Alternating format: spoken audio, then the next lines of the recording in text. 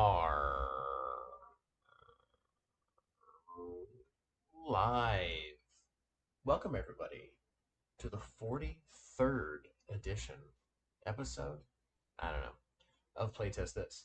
We are welcoming back in actually fairly succinct repeat order Brian Picarillo, who was very kind to jump in at the last hour because we had our previously scheduled person had to drop out because they weren't quite ready to go. So he stepped up, and we're glad to have him back.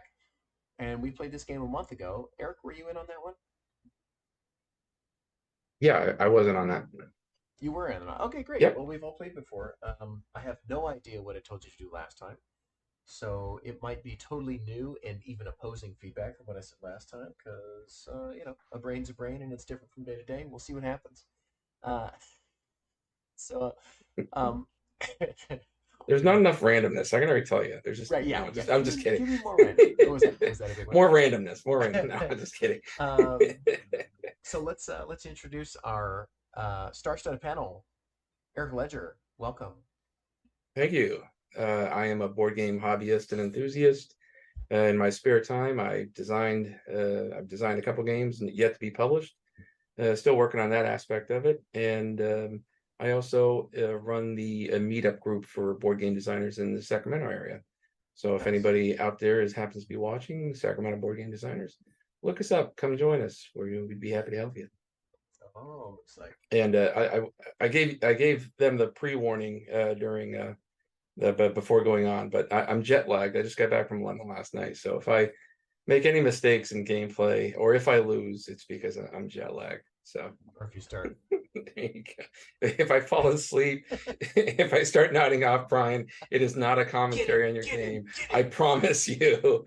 If you pass out. Man, one time I was playing a Magic tournament against this kid. He couldn't have been more than like 13 or 14. And I had to like suck it up and I woke the kid up to beat me. We were gonna go out on time, right? Yeah. Because he just kept like, but he was set up to beat me. I was like, hey dude, like you just literally have to take your final turn and then you're gonna win. I could let you sleep, but That's a good sport though. I mean, come on, it's there like, you I go. mean, this he's gonna beat me. I just took the L because that's not right, you know. Yeah. He Good was for up you. way past his. It was a midnight release. Anyway, poor kid. Okay, so I'm Evan Halbert, designer of After the Empire and an upcoming After the Empire expansion, plus a trick-taking game called The Giving Spirit. You will find in a game collection of Emily Willix's Bah Humbug game box, as well as hopefully several things next year, and we'll see what happens from there. Hopefully a gajillion more, and you should buy them all indiscriminately, whether or not you like those kinds of games. But today we have with us Brian Picarillo. Please tell us about yourself, Brian. Hi, I'm Brian Picarillo. I'm with a group called Emberleaf Games out of New Hampshire. And for the past 6 months or so, we've been making this game called Fame and Fortune. And it's been going really well. I'm glad to have you guys play test it for a second time and kind of go over some of the feedback that you guys brought to the table. You'll definitely see some big changes, which I'm excited for. Um, I think we've played probably 20 or so times since we started a month ago when we played with you guys. So hopefully all that comes to light and things go well, but I'm sure there will still be some bumps. Looking to launch it by maybe the end of October. So we Wow, pushed it a that's little bit. soon, We man. made some big changes. It was supposed to be July. It's definitely not July, but I think the big changes were in the right direction. So I Yeah, think it's for the best. that is very soon. I'm trying to help. I think Wes is going to join us, by the way. Oh, So okay, let's great. help him sign on. Sure. Eh. I'm going to change your colors around then. There we go. Okay, perfect. This copy.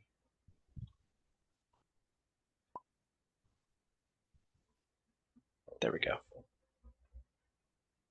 Wes will be red when he comes in.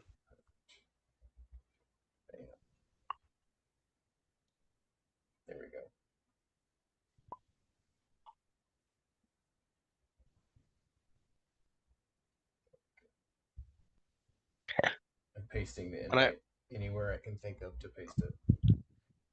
When I describe how to play, I should just start from the beginning, right? Just assume that. What, Assume fresh that I did? have forgotten everything because Okay, great. yeah, I have forgotten everything. If I you'll notice, there remember. are a lot less dice than there were before. There's only Yeah. one die now. Oh, good. I like that. Yeah, there were like 3, right? Wait, what are these 2 doing down here? They're just off on the side. The relics. Yeah. Yeah, they're relic. Relics of a bygone age. They're for the expansion pack. You're gonna go to Kickstarter in October. I tell myself that, right? That's I got aggressive. it's nice to have goals. It is a good goal. Yeah. Which means how long away is it? July, August, September, October. You 3 need months. to start. You need to start hitting the skids now. Yeah, it's a lot shorter when you count the months out like that. Yeah. Yeah. Yeah. If you want to be ready to launch in 4 months, you need to Uber speed your marketing. Well, you didn't say October 2023. Ah, that's true. No, just teasing. I assume it's this year. Before I turn 30, be great. Because There you go. I haven't actually been actively reading all the Kickstarter best practices stuff lately, but I think it's like start like 6 months ahead of time at least, and then like really push like starting like 2 or 3 months ahead of time. I don't know if that's still accurate or what people do, but that's what's in my brain. Oh look, there's Wes. So now it's time. It's time. Time to get out there and push the thing.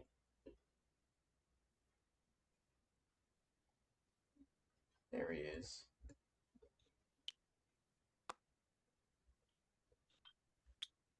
We'll have to get him signed up. Hello. Hello, sir. Oh, there's the first accident. Were you just sitting there waiting for me to send you a link, and you're like, I'm ready whenever? That's right. I was like, what's going on? What's the login to TTS? Sorry. It is hashtag fame ampersand fortune. I got that. Got that. Just need a password. And then the password. See, good thing you locked table flipping, because now we're going to be giving out the password, Mm. and just anybody could log in and table flip. The password is. Playtest this. All lowercase, no dots, dashes, spaces, or any of that kind of jazz. All right. Are you live already? Yeah. Hey. Welcome. I thought you weren't going to make it. I was like, I guess he's not coming. No. And you were just waiting for me. Dawdling around. Yeah. All good. Can I be green? No, somebody's green. I must be red. Yeah, I think you need to be red in order for us to be equidistant. Equidistant. That's one of them fancy words they teach me in school. That's one of them fancy college learning words. Yeah.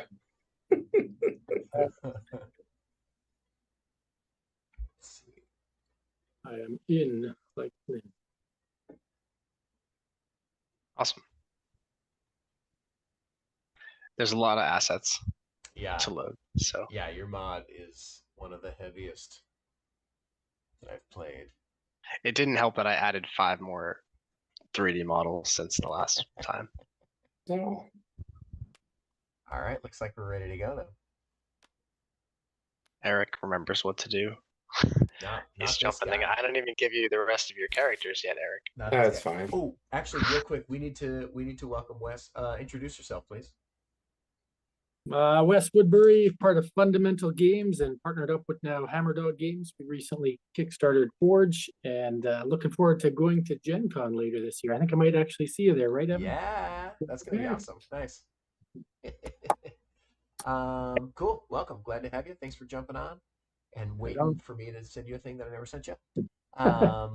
Let's go ahead and now you have never played this, right, Wes? No, I was actually, while I was waiting, I was watching you guys play last year in June. Oh, that's kinda neat. hilarious. It was so it was actually a month ago.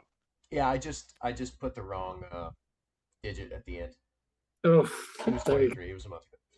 All right. So, Brian, go ahead and take us through a teach for the benefit of Wes alone. I definitely remember everything. Sure. Yeah, of course. So this is Fame and Fortune. It is a fantasy-inspired tabletop RPG PvP game where you are the leader of an adventuring party who heard a rumor of a recently resurrected legendary monster in a dungeon, and you've assembled a team of ragtag adventurers to run in, kill the monster, and steal its loot. But when you get there, you realize that you're not the only adventuring party that was invited. And so you'll have to do all of that while dealing with everyone else that's in your way. The team that you have in your hand, you can see that you have 5 regular characters who have the tag adventurer on the left-hand side of their page. And then your leader should be the card on the right-hand side that says leader. Your group is going to be made up of originally 4 people. And just like Eric is doing, you're going to take the characters that you want out of your hand and onto your playmat, your leader on the left, and then the three other starting characters adjacent to them on the right in the adventurer slots. And once you've done that, you'll see there's a small table full of minis in the top left, the white table. You can grab the minis that equate to the characters that you've put down on your playmat, and you'll place them, as Eric is doing, into your starting base, which for you, Wes, would be the 4 red hexes that you have. All of the characters in this game have a different ability, and the leader generally has more health than everyone else. If you've ever played any type of fantasy game before, things are very parallel to what you'd think. The monk moves really fast, and the rogue is sneaky. The general gameplay, everyone in this dungeon will take 1 turn, and then at the end of the round, the monster player will take 1 turn. I will be the monster player for this game just for simplicity.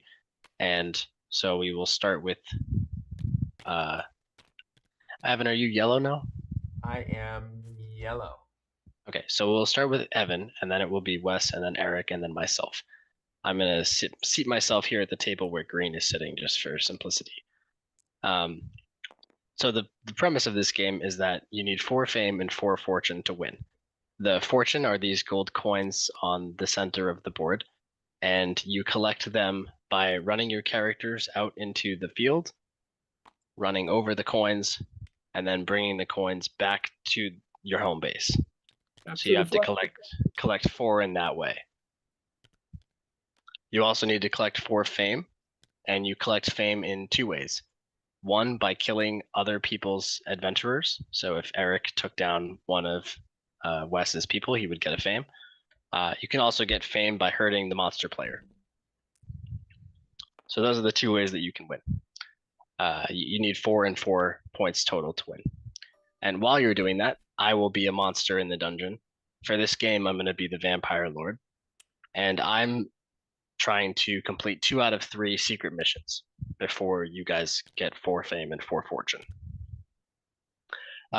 You'll see that Eric's putting down some little health dials around his character. Eric, yours are actually these blue ones here. Oh, okay. The white ones are for me. All right. And if you can, when you're dragging characters off of the white table, if you can just copy and paste them with Control-C and Control-V, I only have 1 of each type on the table. So on your turn, you'll take 3 actions. And with those actions, you can do a few things. They're all listed over here on the breakdown list. But the primary 3 are, I swear to God, I did not do that. Sorry, I had to go back there. The primary 3 things that you can do are you can move a character, you can attack with a character, or you can use a character's ability. On your team, you'll see that if you bring up one of your character cards, I'll just blow up this rogue for example's sake. The red symbol on the left is how much damage the character does. The blue magnifying glass is the range of that character for their attacks and their abilities, if applicable. The heart is for how much health they have when they start. The green foot is how fast they move, and that's how many spaces they move. And if there's a little arrow in it, like there is on the rogue, then they can jump over their teammates. And then the last symbol is a coin, and that's how many coins they can carry at one time. You can ignore the symbol at the bottom for now. Sorry, what was the spyglass? The character's range. Okay. So if this soldier here wanted to attack this cleric, it would have to be right next to it because the soldier's range is only 1. Whereas the cleric's range is 3, so he could hit the soldier from all the way over here. So the things you could do are move a character up to the movement speed. For instance, this rogue could move 2 spaces. You can attack. You can attack anyone that's within your range. And the last thing you can do is use a character's ability. So the cleric can heal 2 at a range of 3. The barbarian can rage. The soldier can guard, etc. On your turn, you get 3 actions, and you can split them up amongst your party however you see fit. You just can't do the same action on the same character more than once in a turn. So the cleric can't heal twice in a turn. The soldier can't attack twice in a turn. A soldier can move, attack, and use his ability. Yeah. So that part is still the same. Cool. What's different is from the last time you guys played, we used these fancy dice to determine what the monster did, and that was all well and fun, but got a lot of feedback that it would be better if the monster had purpose, motive, self-intent, self-preservation, that type of thing. So it's now controlled by a player, which in this case will be me for the game. Cool. All of you have 3 actions, like I said. I also have 3 actions, and I go at the end of the round. So we'll go yellow, red, blue, me. I have 3 actions just like you guys do. I can attack, move, and use my ability. And I'm going to take my werewolf card, my vampire card, and I'm just going to blow it up and put it over here so that everyone can see it. Just going to move some of your pieces around, Eric. There. And I'll lock this down. Okay, great. So I have as many actions as you do. To start off, I have 3 actions. I can move 2 spaces. My damage is 3. My range is 1. And my ability is to steal 1 health from you and to charm you, which means you can't attack me or use your abilities against me. There's also 3 bonus things that I can do as the monster. I can, from anywhere on the board, return to the middle of the board. I can use what we're going to call a charge counter, and I can charge and I can use the charge counter. Like I told you earlier, you can only do 1 action per character, so you can't attack twice with the same character. If I have a charge token and use it, I can attack twice. That is my second attack. I can use my charge counter to duplicate an action I've already done this turn. So I can use it to move twice or attack twice or use my ability twice. You'll see all of the things I can do on this red square in the corner, which if you're going to alt to look at it, you have to go on the border to see what it says. I also charge when I'm charging and I'm giving myself my charge counter, I heal myself for 2. So that's by small self-preservation. So I can attack, move, use an ability, charge and give myself a charge counter, heal myself 2, or I can use my charge to duplicate an action that I've already done this turn. So I can attack twice. So my big turns will be when I'm using my charge counter, and my other turns will be when I'm healing up and resting and I'm getting that charge counter back. So I'll alternate. One of my actions is to charge up and give myself a charge counter. Okay. So one of my 3 actions. I see. While all of you are trying to get 4 fame and 4 fortune, I will be trying to finish a monster mission and 2 secret missions. The monster mission is this one, and I will blow it up and put it down here on the board. On my turn, I can take this locks down. Hold on. There we go. My monster mission is to turn X adventurers into vampires, where X is half the number of players in the game rounded up. So in this case, I have to turn 2 people into vampires. That's how I complete this mission. I was saying earlier how I can use my charge token to duplicate an action I've already done. I can also use my charge token to turn someone into a vampire that is already charmed. Mhm. So that's kind of a bonus action that this mission gives me until I finish it or I die. I'll also be trying to do 2 secret missions. The deck is here, and I'll shuffle them up, and I'm just going to take 3 of them from the top. Don't look at these. These are going to be secret.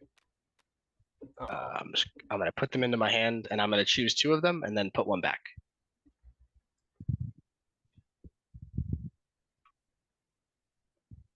Okay, I'm going to choose this one, and then I'm going to put this one back. So I'm going to keep these face down on the table here. At some point in the game, I will have to reveal what this mission is before I complete it. I just don't have to do it right away. So most of them say slay X number of characters, where X equals the number of players rounded up. So some of them are attack fast people. Some of them are attack healers. Some of them are attack people in their home base. They mostly have to do with attacking, but some of them do not. I have 3 missions here, and I have to do 2 of them in order to win. I'm gonna just make Wes. I'm gonna make you red. You're gonna be red, so you're gonna go over here. Right. I see now that your stuff Whoop. is all on the orange I section. just realized I was playing with the wrong. Whoops. I'll put that So back. I will just migrate some stuff.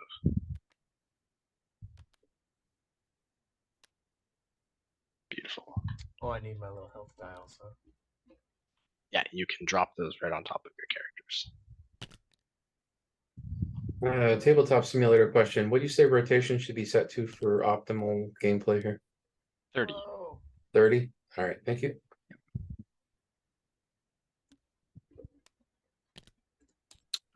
Beautiful.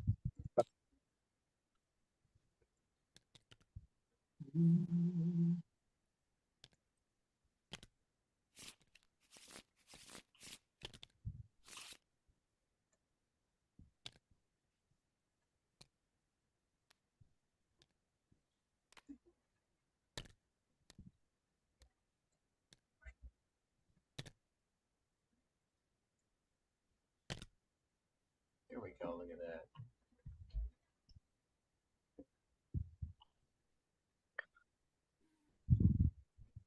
And how do you know which thing it's pointing at? Oh, there's a little divot. Okay, got it.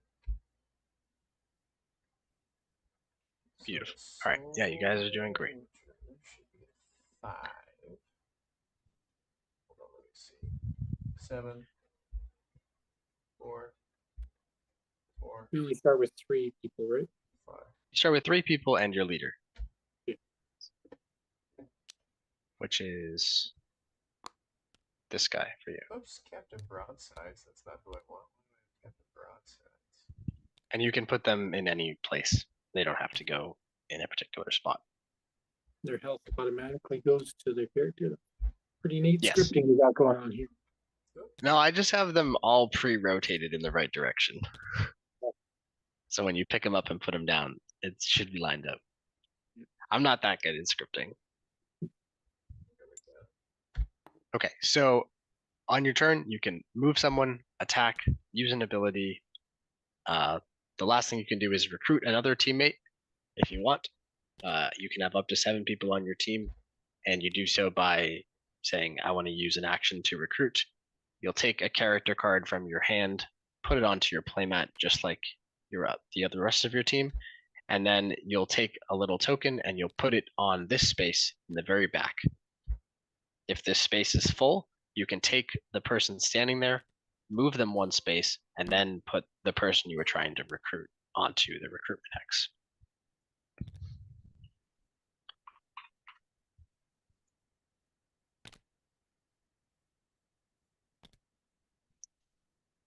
At the end of your turn, if you have less than 4 people, you will get another person on your team recruited for free.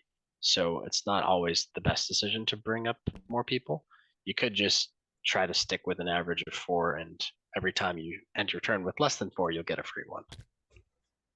Sorry, how do you bring an extra guy in? You use one of your actions to recruit, and you will recruit them onto this space here. Cool. If there's someone standing on that space, you can push them out of the way 1 and then stand in that space instead. Similarly, at the end of your turn, say Eric only had these 3 characters. At the end of his turn, he would get to spawn in a 4th one on the backspace.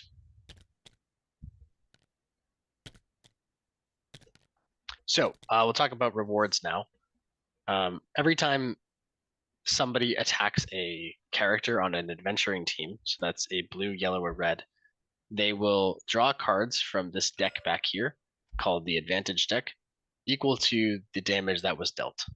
So if a soldier who does 3 damage hits someone else for 3, they will draw 3 of these cards, and then they will choose one of them and put them into their hand.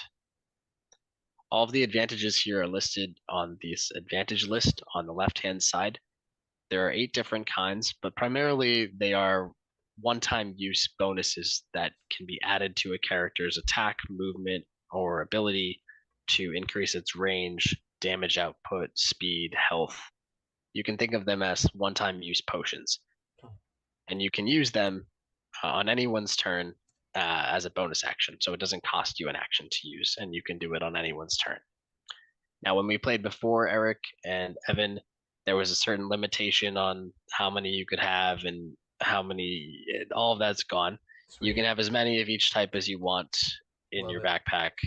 There's no restriction on that anymore. We've balanced them so that you can have as many as you want. You just can only, the only rule is you can only play 1 per turn. Okay. So, short little bursts of boost that you can give to your character.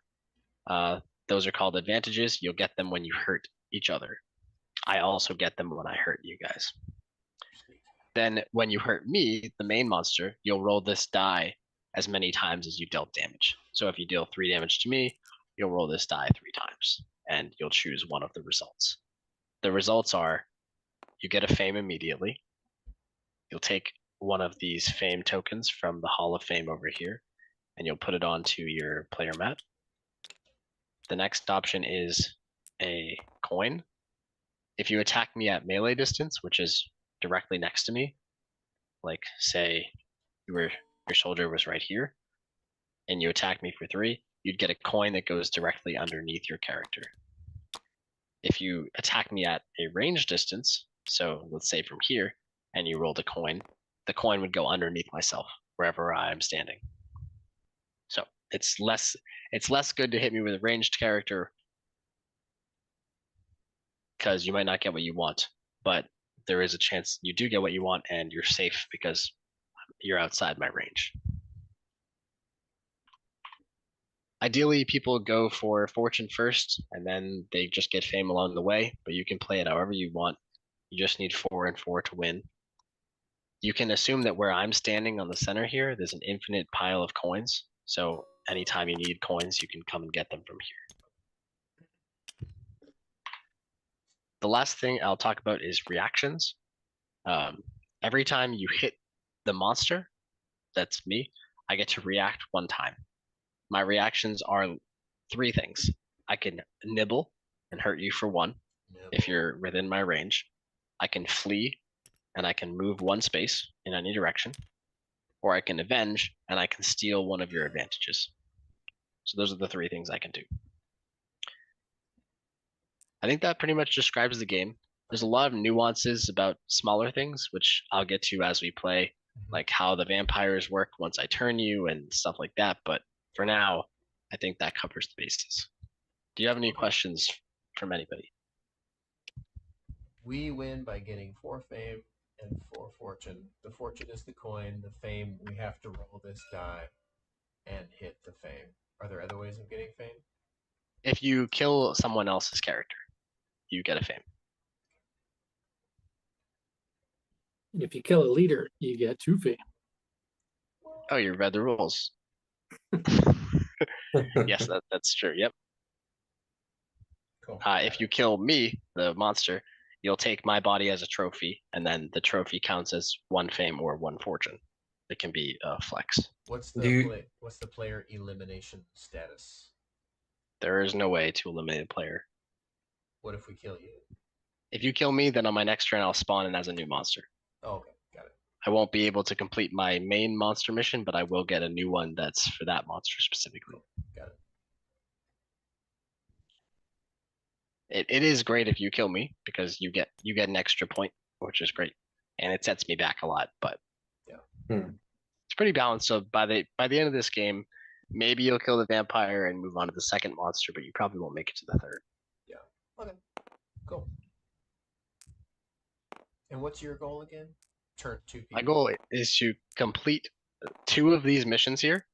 Okay. One of the missions is to turn 2 people, which will take me probably 6 turns or so to do. Mhm. And then the other ones you don't know, but you will find out as I'm doing them. Yeah. So for instance, Yeah, I was going to ask.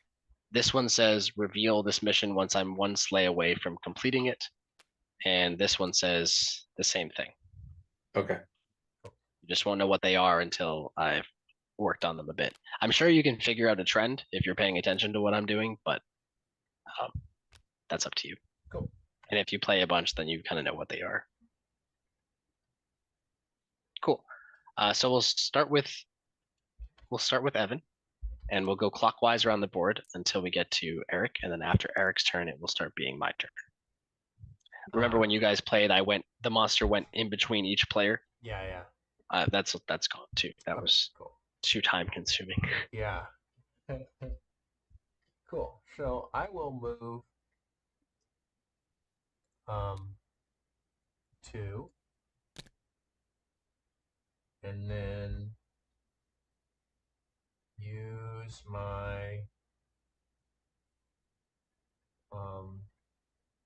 then I will move my soldier.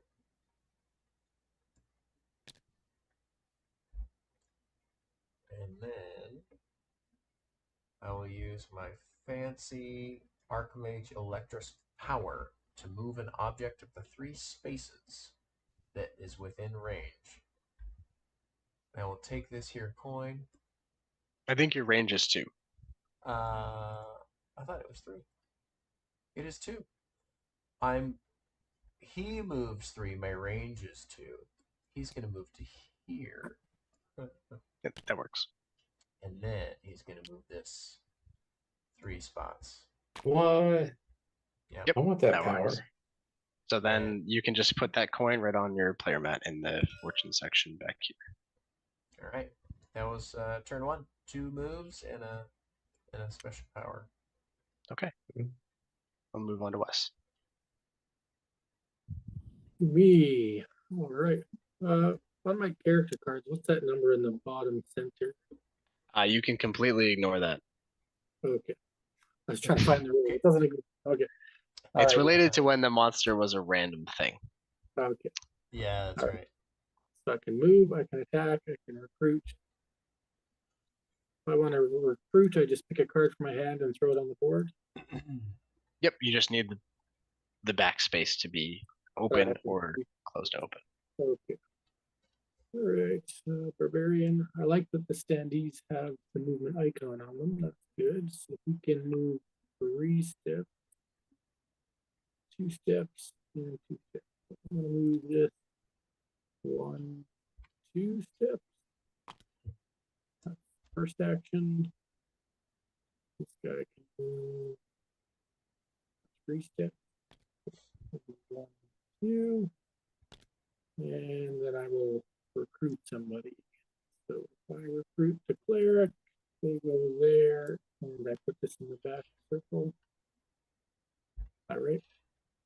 Yeah, you already have a cleric, but you don't have a rogue. So I'll give you the rogue. Okay. Sounds good. I thought I had the must have the wrong card out. Okay. Sounds good. Okay. Then we'll move on to Eric. All right, I'm going to use my superpower from Commander Grace. We're going to move these 2 guys north 1 space. Second, I'm going to go into a barbarian rage, I think it is. Yeah, Whoa. barbarian rage. Speed increases by 1. So now you can move 4. 1, 2, grabbing the coin, 3, 4. And I'm done. Cool. Barbarian rage. Okay. And that is one regular turn cycle, and then I'll go at the end of the turn. My turn is going to be to move. I'm going to move 2 spaces to here.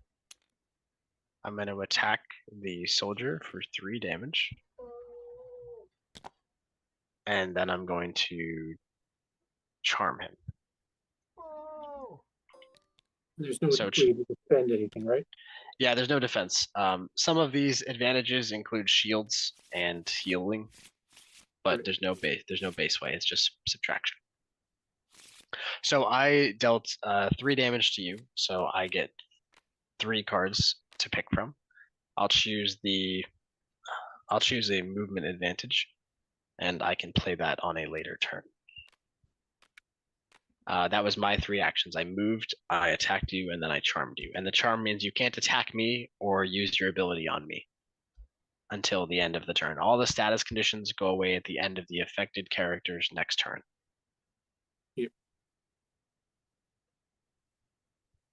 Can you use an action And then- to remove a status?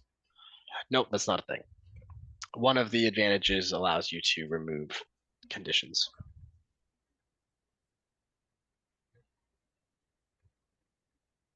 And then it is Evan's turn. Back to me. Okay, so we will move the old Archmage 2 spots. We're gonna move this here gold coin Cheating. down to He's here. cheating. And You'll remember then- last time, Eric, it was a stalemate with Captain Electrus. I remember very, very well. You didn't enjoy that? That's weird. Okay, I'm done. Okay, we'll move on to Wes. Oh, back to me. All right. So, and each character can only perform 1 action. Is that right? You can perform multiple with the same. They just can't be the same action on the same character more than once. All right. So if I want to, as 1 action, I can rage my barbarian, Mhm. and then do I have to put a token on him? Or no? No, it's going to go at the end of your turn. So Then my second action, I can move 3, and as a third action, he can just hit that vampire in the face with his axe. yeah, so he hits me for 3. I go down to 9. You'll roll this die 3 times, and you'll choose one of the results. Raw! We have So you put a coin underneath yourself for fortune. You can level up your barbarian, which I didn't even talk about, or you can get a coin. So the coin would go right underneath you, and the level up is you take 3 of these cards, you choose one of them, and you permanently apply it to the barbarian. leveling up. Fancy. We're gonna make that barbarian tough. Okay, Beefcake. so Oh, you'll tuck that card underneath your barbarian on your player mat, and for the rest of the game, that barbarian does +1 damage. Now, the drawbacks are, if anyone kills your barbarian, they transfer the level up to themselves. So Don't be touch him. careful of that. Touch my barbarian. And since you attacked me for 1, I will choose to retaliate, and I will choose to retaliate by nibbling you for 1 damage. Nibble. Nibble. Who'd you attack? The barbarian? Yeah, I have to nibble the same person that hit me. He likes it. Gets him excited. So that was 3 things, right? Or just 2? That was You all raged 3. and you moved up. It was all barbarian. He had to attack too. Yeah, you raged and then you moved up. I think you have one more thing. Then I hit him in the face. Oh, and then okay, yep, that's 3. Great. I'll All take right, a Eric. but that else No. was- All right. I'm using Commander's superpower, moving these 2 back at the same time. All right, guys, I'm distracting the vampire. Take his loot. Yeah. Quick. That means I get the gold coin. Oop, Teamwork. oh my god, come on. There we go. We've been playing a lot of team games recently. It's very Okay. fun to do like So a that's 2v2. one movement, and then a question with this one. So can I use a soldier's guard ability while the barbarian's next to him, and then move the barbarian up 3, and Yeah, still it works. that works like that? Yep. All right, I'm gonna do that. Okay. We will Um, guard him so he takes any damage dealt to him is halved and then dealt to the soldier instead. mhm. Fancy. And at the end of your turn, Wes, this charmed condition goes away. Oh yeah. Okay, and then that was 3 things, right, Eric? Yes. Okay. I will charm this soldier. Oh, come on. Man. I will charge, heal myself 2, give myself my charge token. I can't charge and use the token on the same turn, so I can't double up right away. And the last thing I'm gonna do is hit the barbarian that's next to me for 3. When you charmed my soldier, does he take a damage, or did you already do that? Nope, he's about to. And I heal myself for 1. Bam. So that 3 will go towards the barbarian, and the barbarian's just gonna die. Just like that. And it's a sad event. So what will happen is you, Wes, get to draw 1 card from the adventurer, the advantage deck as compensation. The adventurer deck has a bunch of different adventurers in it, and the other one has the one-time use advantages. The barbarian will die. I will take him, and Does I it go will. to- Does it go to a graveyard, or It'll go to your graveyard. Yep. this extra thing is just discarded? Well, that'll go to me. Oh, you get it. Yeah. You've made me exceptionally deadly. You're welcome. Brutal. And then the barbarian token will come to me, and I am gonna put it on.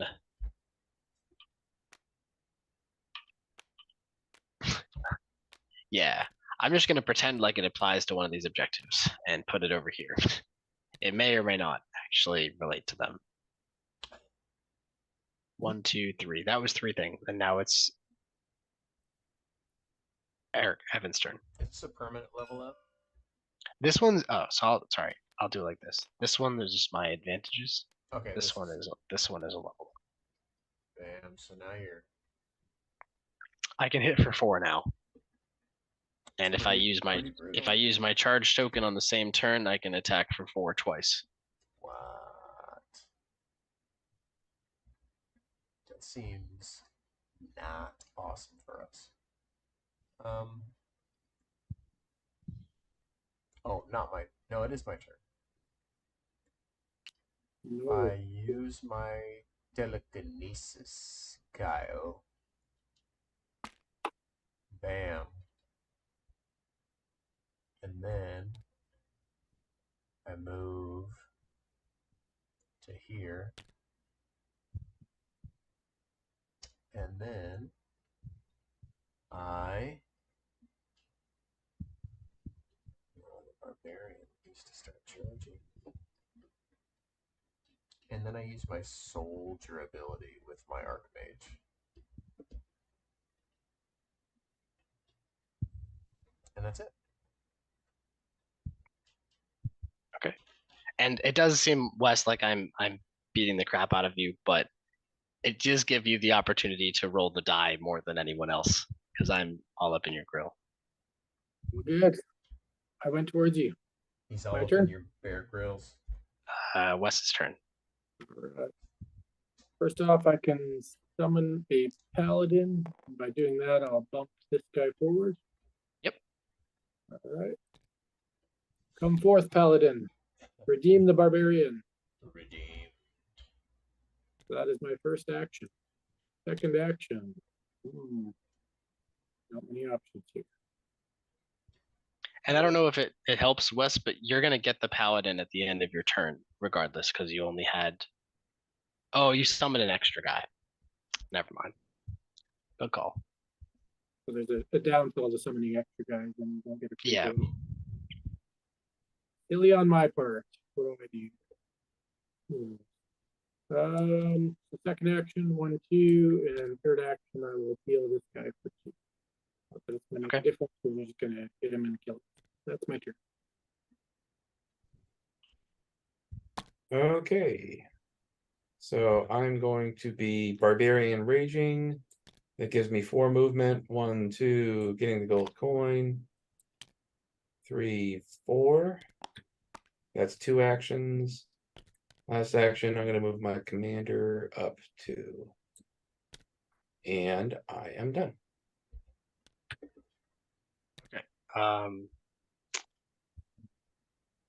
I'm gonna charm this soldier.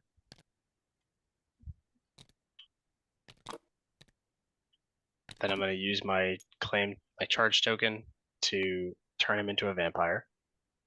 Good job. And then my third thing is gonna be to return to the middle. So as a vampire, on my turn, I can control your soldier as if he were on my team, and on your turn, you control him as if he were on your team. That's the only difference. Alrighty. So you And then can control him currently. So now I can control him on whenever it's my turn. Yeah. You can also kill your own characters. That's totally fine. And then I pass to Evan. You get fame for killing your own characters? No, you don't get. You don't. That's You don't get. great. You don't get any rewards for it. Oh, okay, never mind then. All right. So I am 1/2 of the way to turning to vampires. Brutal. All right. Well, obviously, I'm gonna rescue this here gold coin. Throw it down here. That's coin number dos.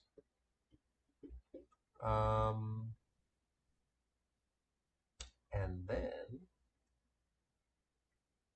let's see, barbarian.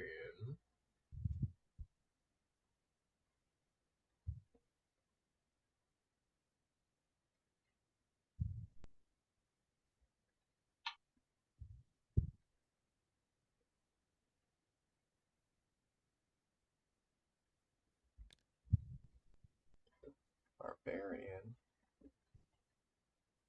is gonna go 1, 2, 3. And soldier is going to use his ability on barbarian and soldier. Okay, they are both guarded. Was that 3? Yeah. Okay.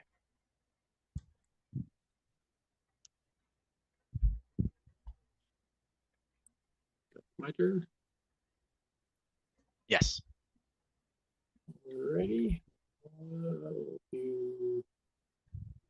You don't get any benefit from claiming coins. I don't. No. If you bring them back to your home base, you need 4 of them. Yeah. If this guy goes here, that coin gets picked up. Yeah, he'll pick it up as he moves, and then you can continue to move while you have it in your hands. So if you want to take a step back, you could with the coin. Yeah, I won't bother. I'll just move anyway. Is this thing supposed to be on top of him? Yeah, he fell off.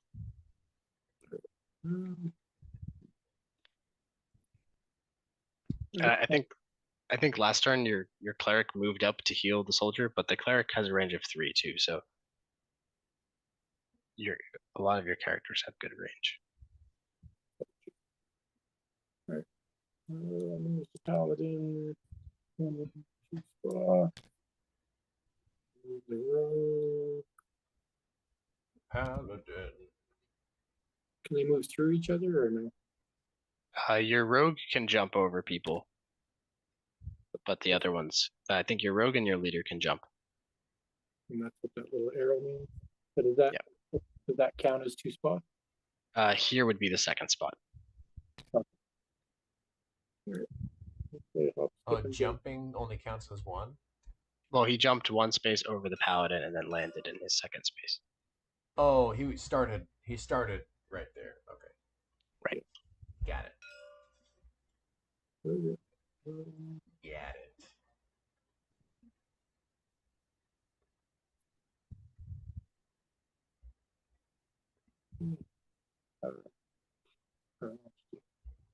I'll just move again. So I can move 2 more spaces with this guy. There we go. I'm done. All right. Over All right, I got cats that want attention. Let's see. I'm gonna move this with the gold coin to 3. Take that gold coin, put it in my little cash hoard.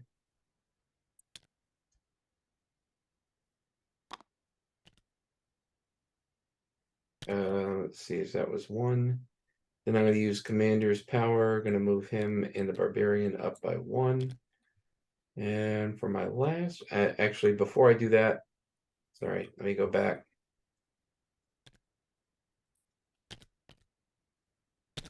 I'm going to shield with the soldier and then use the Commander's Power to move these 2 up by 1. Nice. Seems good. Oh no, he's dead. Wow. Who did you shield?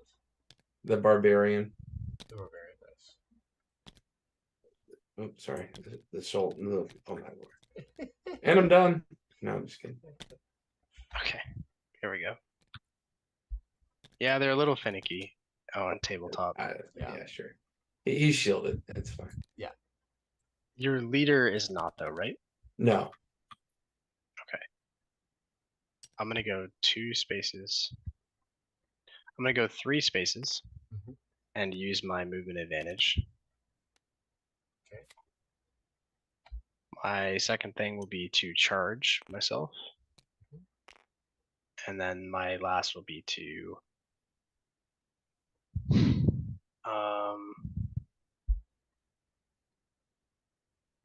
yeah, I'm gonna attack the soldier. So I attack for 4 and you take half damage. Yep. So you'll go down by 2. Yep. And I hit you twice, so I get 2 advantages. I will take the shield. The shield prevents 1 damage on the turn it is used. Jeez. So that was my 3 actions. And now it's Evan's turn. Do you get something special for making it to my base? I don't, unless that's one of my missions. Okay. Which it probably is. I'll tell you that the only mission that involves a base is killing people that are in the base. That sounds reasonable. Alright, well.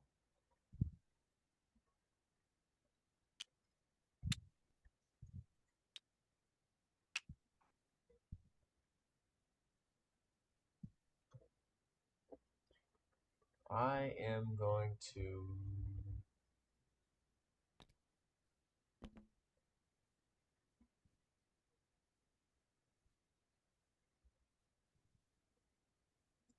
I think I'm gonna move you I thought that was coming. here.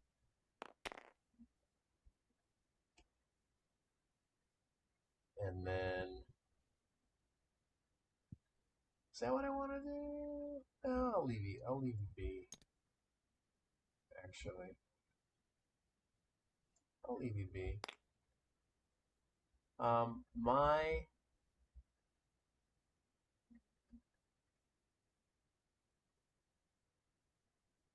Nope, I'm wrong. I move you here. What's my health at right now?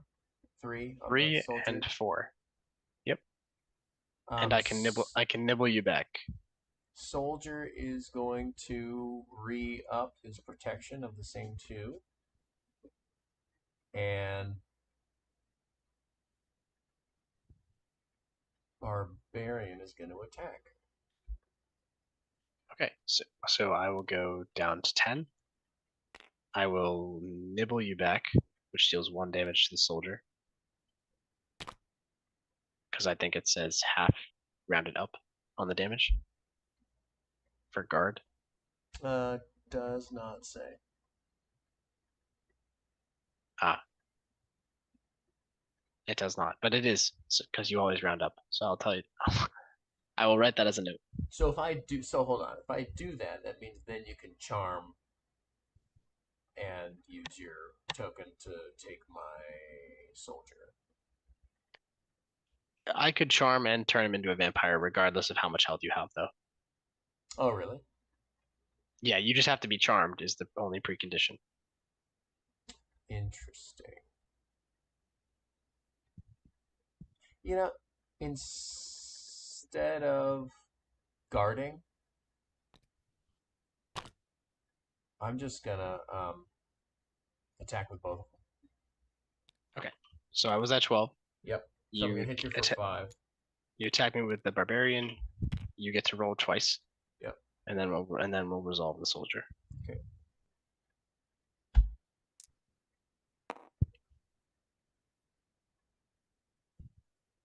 All right. Oh, I roll again. Yep. All right. So you get a fame from that one. Okay, I'll take a fame. And then I will move. I'm gonna move one space. Oh, after I hit you, you get to move? My reaction is to move. That's okay. And it's specifically purposeful so that you can't just double tap me like that. I see. And then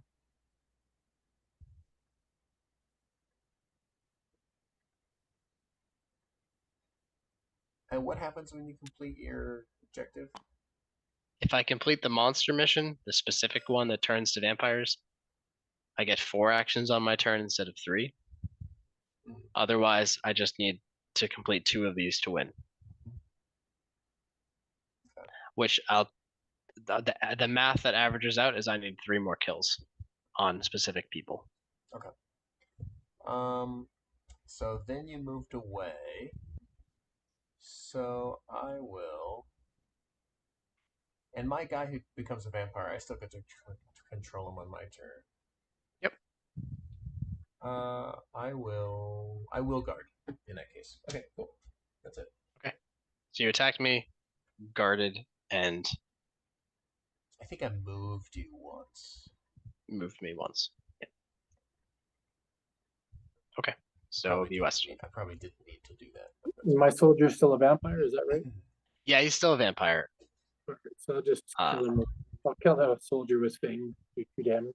I don't know what happens Okay. to him. Yep, he dies. And then you draw a card from either this deck or this deck for losing a character.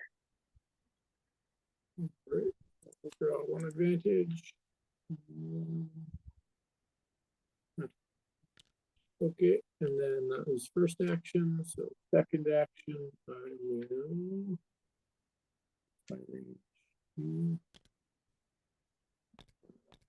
So go and bring that coin. My third action will be to you can move 2 with the coin now. Is that right? Yeah. Yep. All right, put them over here. I'm done. Okay.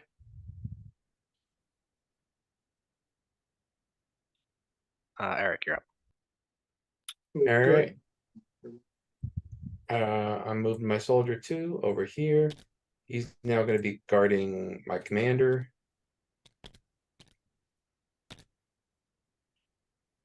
Thank you. And then commander and soldier will be moving up 1 space using commander's power. Coming for you. There you go. Done. Pincher maneuver. Yep. A flying eye. This is hard.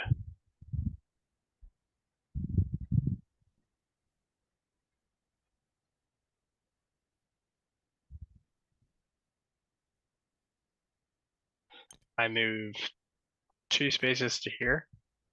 I will charm this soldier and then turn him into a vampire. Couldn't you just do that to my Archmage? Well, the mission says specifically I can only do it to adventurers, Okay. so I can't choose your leader. Okay. Yep. Be too broken. Yeah, I was gonna say. So I'm just gonna like hide this white ring underneath this yellow one because that's what do in real life. Cool.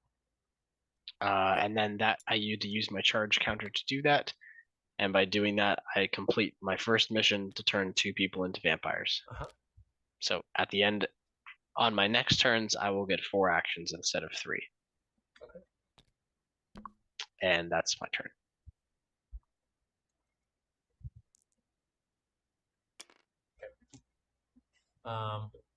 So on my turn, I will do what I should have done, which is just straight up attack you with my soldier.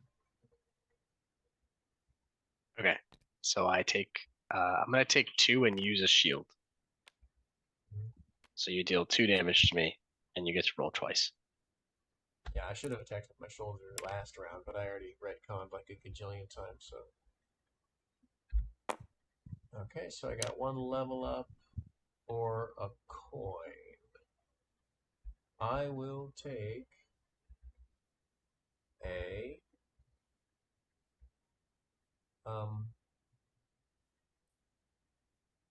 how much damage do you do? 4. It's crazy. I will take a and level ups I just draw. You'll draw 3 and choose 1. And it's permanent, not a one-time use, but And then if you kill that person, you get that bonus. Whoever kills it gets that bonus.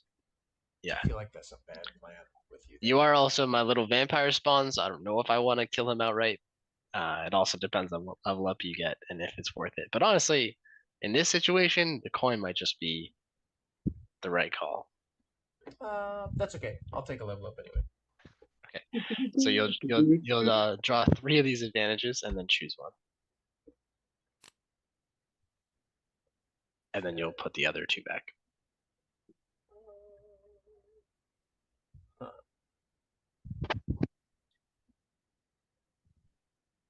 Okay. I will give my Archmage +1 range. Oh, it's whoever you attacked me with. Oh, okay. I will give my how does Dispel work? Does that become a new action? Dispel would just mean that no one can use abilities on you. you cannot be charmed. Can that? Yes, it's a little too late for that, but yeah, okay. in the future, yeah. Okay. So that's not useful. Sure, I will give him +1 range. Although then you can use that, right? Because you get to use him. So true. It's true, yep. I see how it is. The health would give him +2 health immediately, and then a max health increase of 2. And you can use him on your turn. I can, yes. Attack me. I have to spend my actions as if they were his. Okay, so he's not that much better for you. Okay. I'll give him +2 health.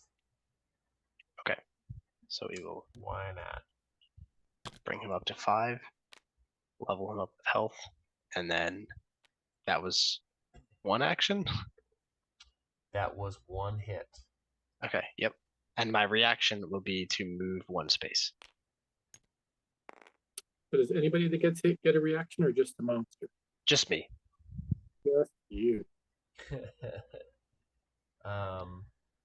Although no one has asked that question. So Archmage I'll write that down. is going to hit you for 2. Okay, so I go down by 2. And then you roll twice. I go to 6. Okay, coin. Or a fame. I will take a fame. And then that's hit, and my. I'm going to. Oh yeah, you get to react. Do you have any advantages? No. Okay, I will nibble him back. Okay. So he goes to 6. Yep. Do you have, did somebody hand me a fame? I don't know where they're grabbing from. I should have 2 now, I think.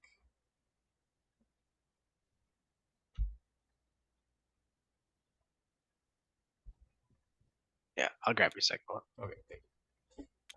Then I've got a 3rd action. What have I got? 6 health on the dude. And when you're charged up, you could just do 8 damage and kill anybody in 1 turn. Okay. Yeah, it's really not good that I have this advantage as a Yeah. level up. Okay. Well, I'm just gonna move my barbarian to bring this coin home. Cool. I logged that. I logged that for you. What are you at right now, Evan? I've For got coins and fame? 3 coins, 2 fame. All right. And 4 and 4 is a win, right? Yeah. Okay. And that's the end of my turn. I don't know why I can't see all my coins. Oh, they just don't count. They don't stack them. They don't count. Okay, that's it. Right, I'll take 1 Three coins, coin, 2 fame. so I got a complete loss. I have done something this game. And then I'll move my paladin to you and my fang to my turn. Go.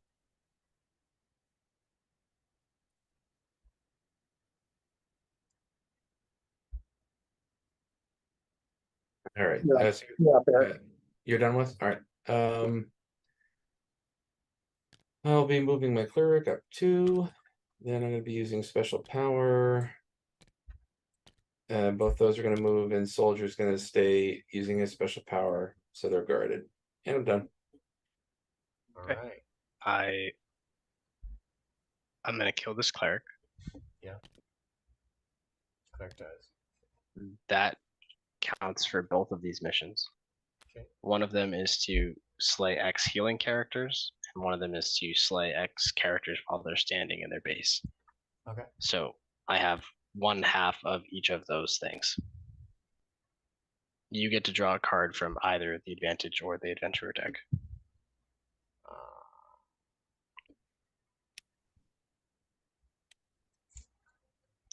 My second action will be to return to the middle. The next is going to be to charge. Draw 1 card from the advantage deck and Yes. have it as a temporary advantage. Yep. And my last thing will be to move 1 space to here. Okay, I'm done. These other 2 advantages I should have discarded, right? Yes. All right, well, I'll do that when I'm not taking my turn. So you ran away. Yeah, you were too close to winning. Come on. I did what I needed to do over there. Come on. All right.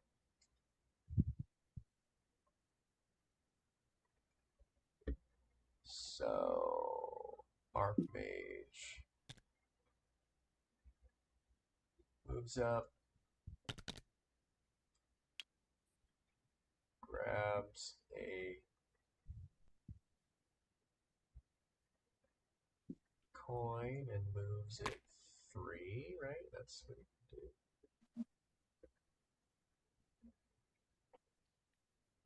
And then Barbarian moves up and stands on top of it. Okay. And then this card goes away. Okay. Wes. Yes. Oh, and then I put out a new guy. Yeah, back here. So my cleric died. I'll bring somebody out. Go ahead. Go ahead, Wes. What do I want to do?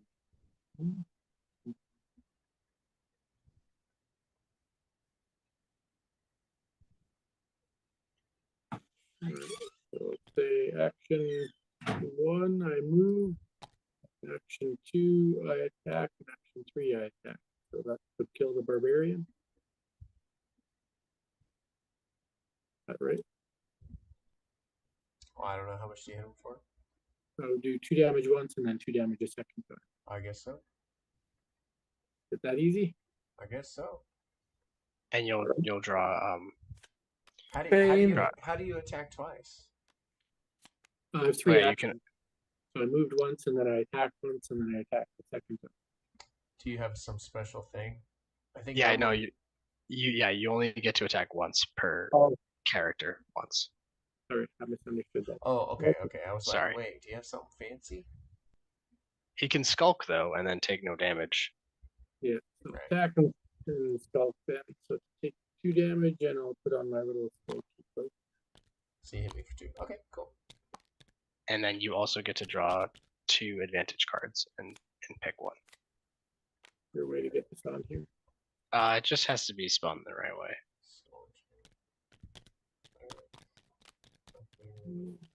Just do a little dance. I need to go find.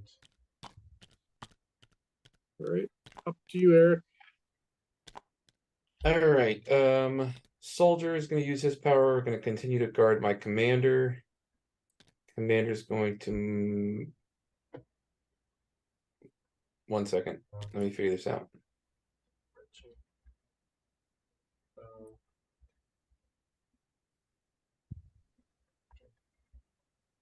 Alright, I'll take a rogue. Yeah. So doing that, commander's going to move 2 right there, and I'm attacking the vampire for 3. So I take 3. You roll this 3 times. You choose one. Coin, coin, coin. I think I'll Okay. take the coin. Cool. So we'll just put that underneath your soldier leader. And I'm done. Okay. I'm gonna double tap your leader, Eric. Oh, you're guarded. Yeah, I'm guarded. Okay, I hit you once, Okay. which will deal 2 damage. And I don't know why. Not to the leader, it'll deal to the soldier. Oh yeah, yep, you're right. Yep, don't know my own rules. Nice try. And then is that 2 damage halved? Yeah, okay. Yep. All right. And then I get 2 advantages. I will choose. I'm gonna choose pick a prize, so we can talk about that later. So I attacked you. I'll charm your leader. I will move 1 here, and then I will move 1 more again using my charge counter. And that's my turn. Trying to get out of my The range for clarity, the pick a prize advantage, if whoever plays it gets to choose the prize that someone else collects. So if you are rolling the die and you roll 2 coins and a fame, and I use this, I can tell you to take the coin.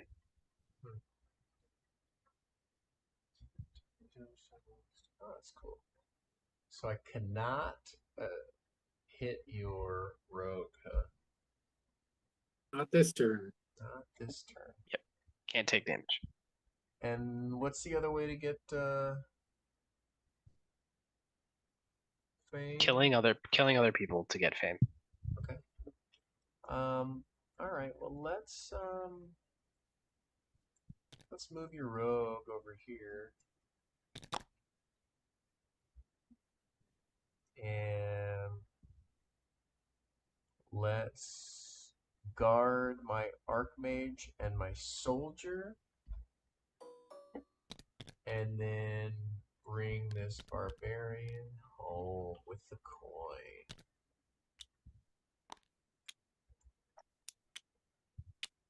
Okay, that was 3 things. Yeah. Now I lose my skull. At the end of your turn. All right, so first move. Let's see. I can't do the range.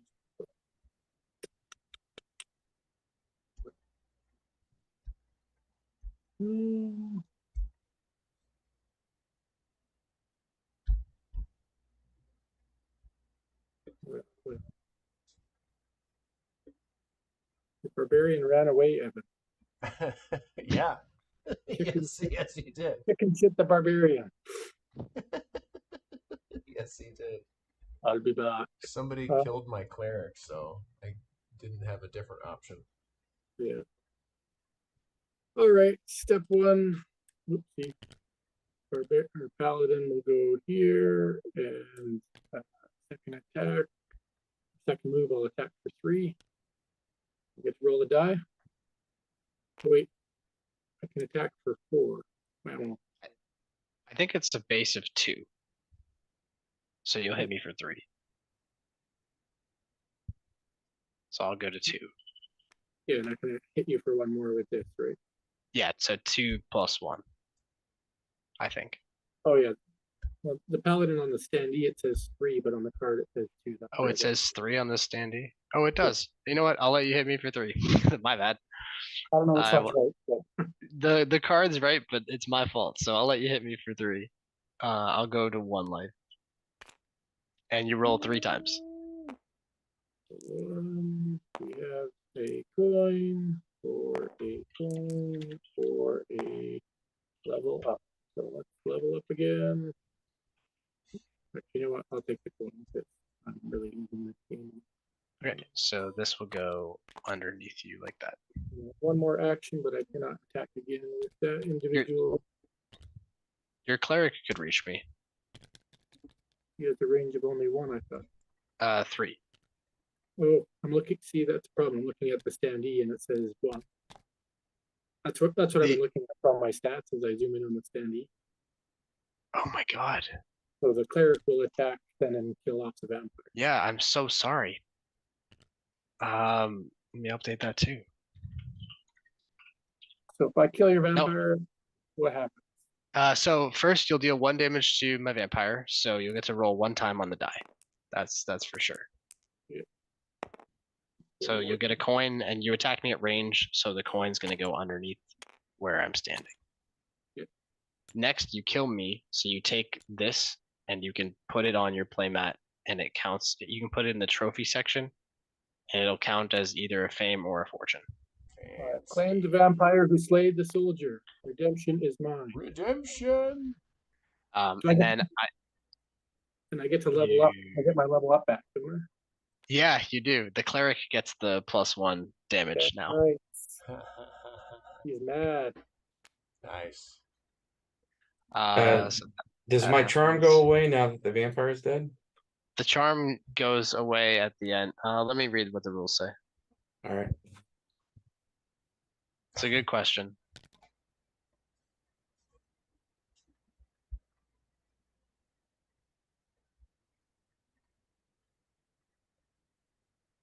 Yes. The charm is gone. You're welcome. Charm is gone. Okay. So you hurt me, killed me, take the body. You rolled once, the coin goes there, and that was 3 actions, and that was a good turn, and now it's Eric's turn. You don't spawn until your turn? I don't spawn until my turn. All And right. I spawn without a charge token. I will do this. I'm going to use the cleric. I'm going to heal my soldier back up to 5. Wrong way. Yeah. So that's 1 action. I'm going to move him 2. Wait a second. No, that's 2 actions. I'm going to undo the heal thing. He'll go back to 3. 3. There we go. So far I've just done the movement, and then I'm going to double attack your rogue for 6 total. So I need the fame with 3 and 1. Yeah. What? We'll have 1 left when you hit him the second time. Yeah. Yeah, and then he'll be dead. So yeah, he'll be dead. So the first time you hit him, you'll get 3 advantage cards, and you can choose 1. Yep. And the second time you'll hit him for 1 damage total, so you'll get this one. Okay. Fancy. Let's see. And then Wes, you'll draw a card from the advantage or the adventurer deck. and Eric, you will get 1 fame for killing the rogue. That's what I needed. Oh, What? Gotta get into this fame game at some point. How many fame And and then- fortune do you have over there? 1 and 2. Okay, all right. Yeah, I know. My turn. My turn. Oh, So you It's killed not the vampire. So I will summon in as, let's see, what's the best thing for this situation? I'm gonna choose the Pharaoh. Pharaoh. The Pharaoh attacks for 3 also. He can only move 1 space at a time. And his ability is to curse you. The curses are permanent unless you use the dispel advantage. Mhm. And the curse brings your base speed down to 1. Yikes. low down. So I spawn in as the Pharaoh, and then my actions will be I will hurt this guy for 3. Oh, jeez. I will get 3 of these and take the movement speed advantage. Then my second action will be to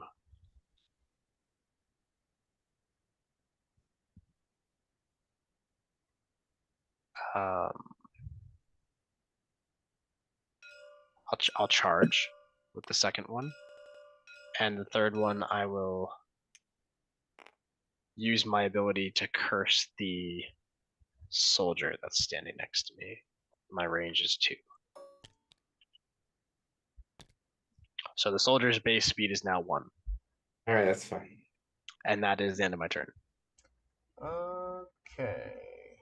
So, Archmage Electrus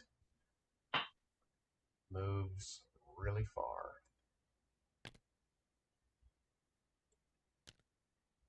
Grabs this here soldier. What are you doing? Don't miss my soldier. And then my soldier kills your soldier.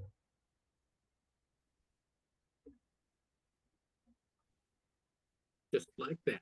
Just like that. I would try to help you, but I don't have any. Boo. I don't have a shield for you. All right, he did. So But yeah, I didn't pick up the shield. I didn't pick it up. I had the option to, but I didn't. so Evan, you'll get 1 fame. Eric, you'll draw 1 card from this deck or this deck. And I. Okay. Do I not This- get the advantage cards when I kill a guy? You also draw 3 cards and choose 1. Okay. Because he had 3 health. And I am going to just gonna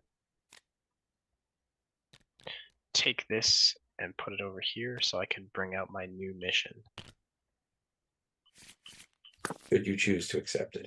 Should you? I'm definitely gonna choose to accept it. It's not really gonna help me win. I definitely got to focus on the other one, but it's gonna help me slow the rest of you down.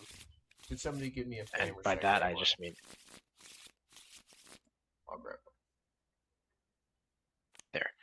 all right. No, So but my new mission as the Pharaoh is to spread the curse amongst double the amount of player characters. So there's 4 of us, so I have to spread my curse to 8 characters in order to complete this mission. I can use my charge token to spread the curse, which curses anyone that's adjacent to a cursed person. So Social distancing is the key. yeah, you guys are doing great. Can somebody grab me a fame? I'm unable to grab a fame. I got you. There, you need 1 more fame. And when you, was that 3 things or 2?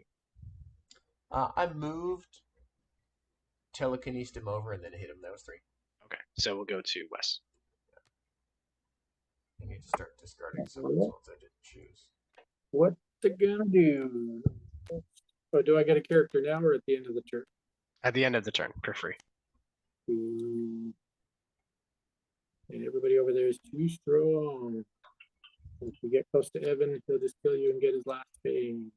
So, places are limited. Get over here. Alrighty. This guy can move 3, so 1, Not very good. Instead, I'll go 1, 2, 3. And then that's one action, and they're allowed to move again. It's just one per. So they can't. So they can only move one from the cap. Okay. Paladin goes 1, 2. So I can take a poultry coin. That's 2 actions. And the third action will be to move out my player. That's it. And I play a dude from my handout. Yep. For the druid. And once they go. All right. I'm going to hit you for 3. My first action. So I get to roll. 3 times. I'm just going to stop because I need the fame. Okay. You get 1 fame. I will nibble you back. Nibble. Nibble. Oh, that's an ability any of the big bads can do. Yeah, those 3 I'm gonna reactions are for all of move them. 2 back with my gold coin on top. And then I'm going to heal with a cleric for 2. Okay. I'll go to 6. This is a mess. There you go. Gold coin there. All right. I'm gonna move 1 space in this direction plus 1 space from my movement advantage. Then I'm gonna use my other. I'm gonna use my charge token to move again. Whoa. So move to here. And my third action will be to attack the cleric for 3. And my second will be to curse this barbarian.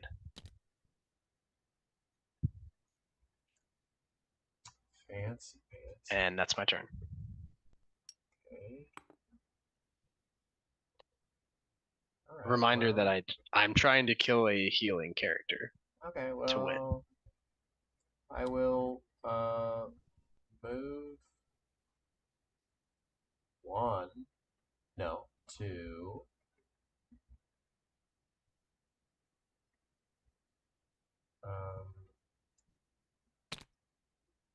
Draw over the cleric, and then kill the cleric and get a fame, and that's 4 and 4. Boo. I'm gonna blame myself there for not doing the math. Yep. That's what I'll do. Okay, so you kill the cleric, you get a fame, and then GG's. that would Yeah. be the end. Good game. Mm-hmm. All right, 56. Did you win last time also? No. Last time Evan and I were in Yeah, we were caught in a stalemate. a stalemate, and somebody Yeah. else won, right? Right. Yeah. Great, thank you guys. Yeah. Yeah. Who wants to go first? Eric, Wes? Either one. I don't mind.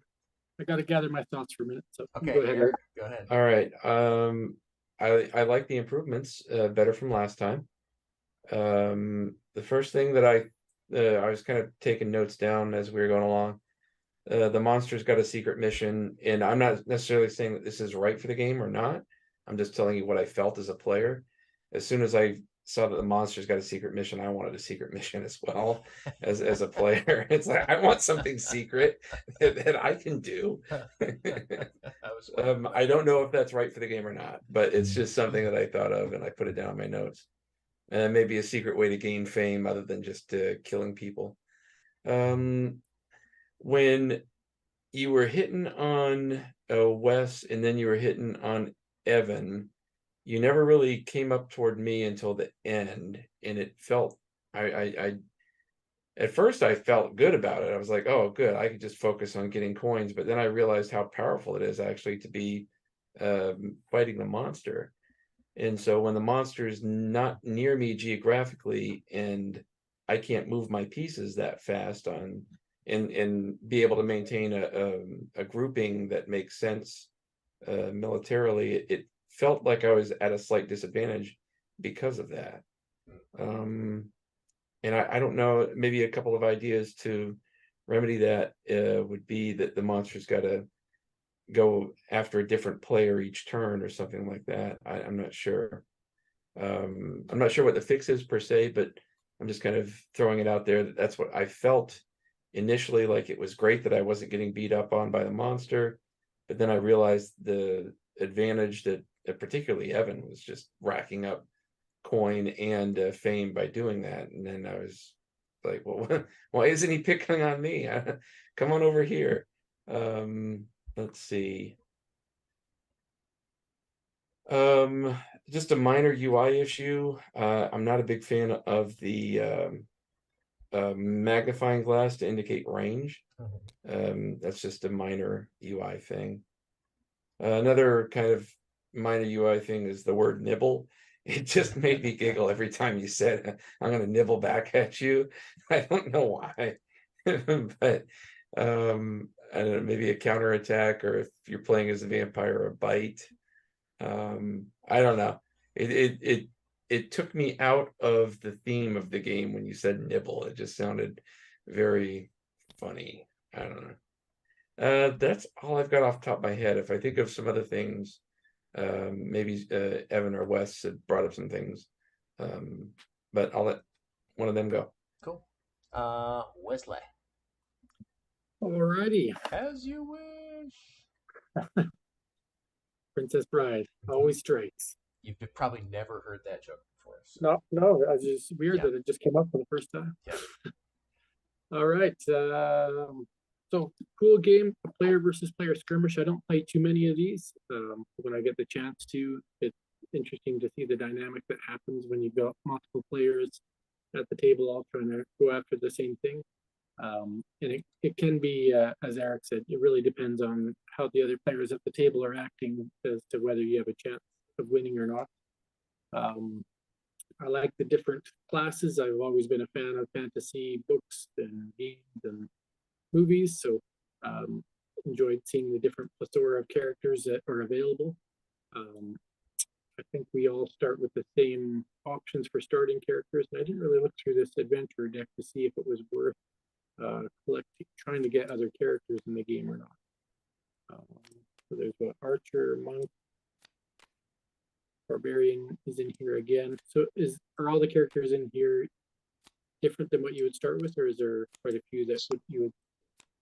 So everyone starts with a soldier, cleric, and a rogue, and then they all get 2 random people from the deck. There's 12 total different types. Okay, so in our hand we already had 1 random card from the stick. Okay. Yeah, somebody set me up.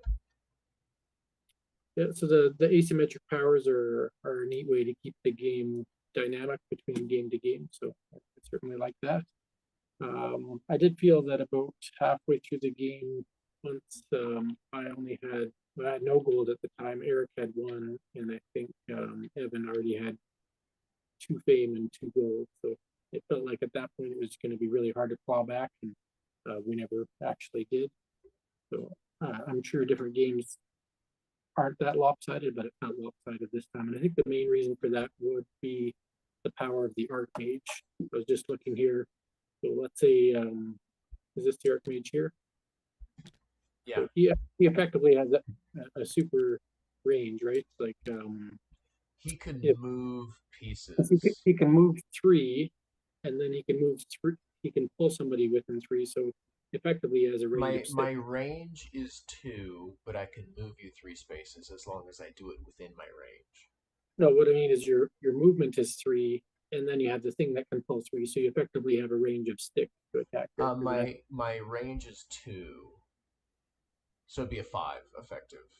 No, what I mean is you can move 3. Yes, I can move 3, and then I can grab somebody from 2 away. Yeah, so and even 5, I think seems like a long distance. Oh yeah, for sure. It felt like that really gave you a lot of advantages of scheme. But if other players have abilities that strong, then it would work out. I didn't feel like my Monk's ability was strong enough. What was your ability? I could push people 1 square with my monk, and then I could detain them so that they couldn't move or attack. Oh. But you have to be within a certain range to do that. Yeah. So that ability and the same ability with somebody else had an ability to, I think the druid maybe had ability to freeze. I felt like that ability might give my opponents too much of an advantage, which is one of the reasons I didn't use it.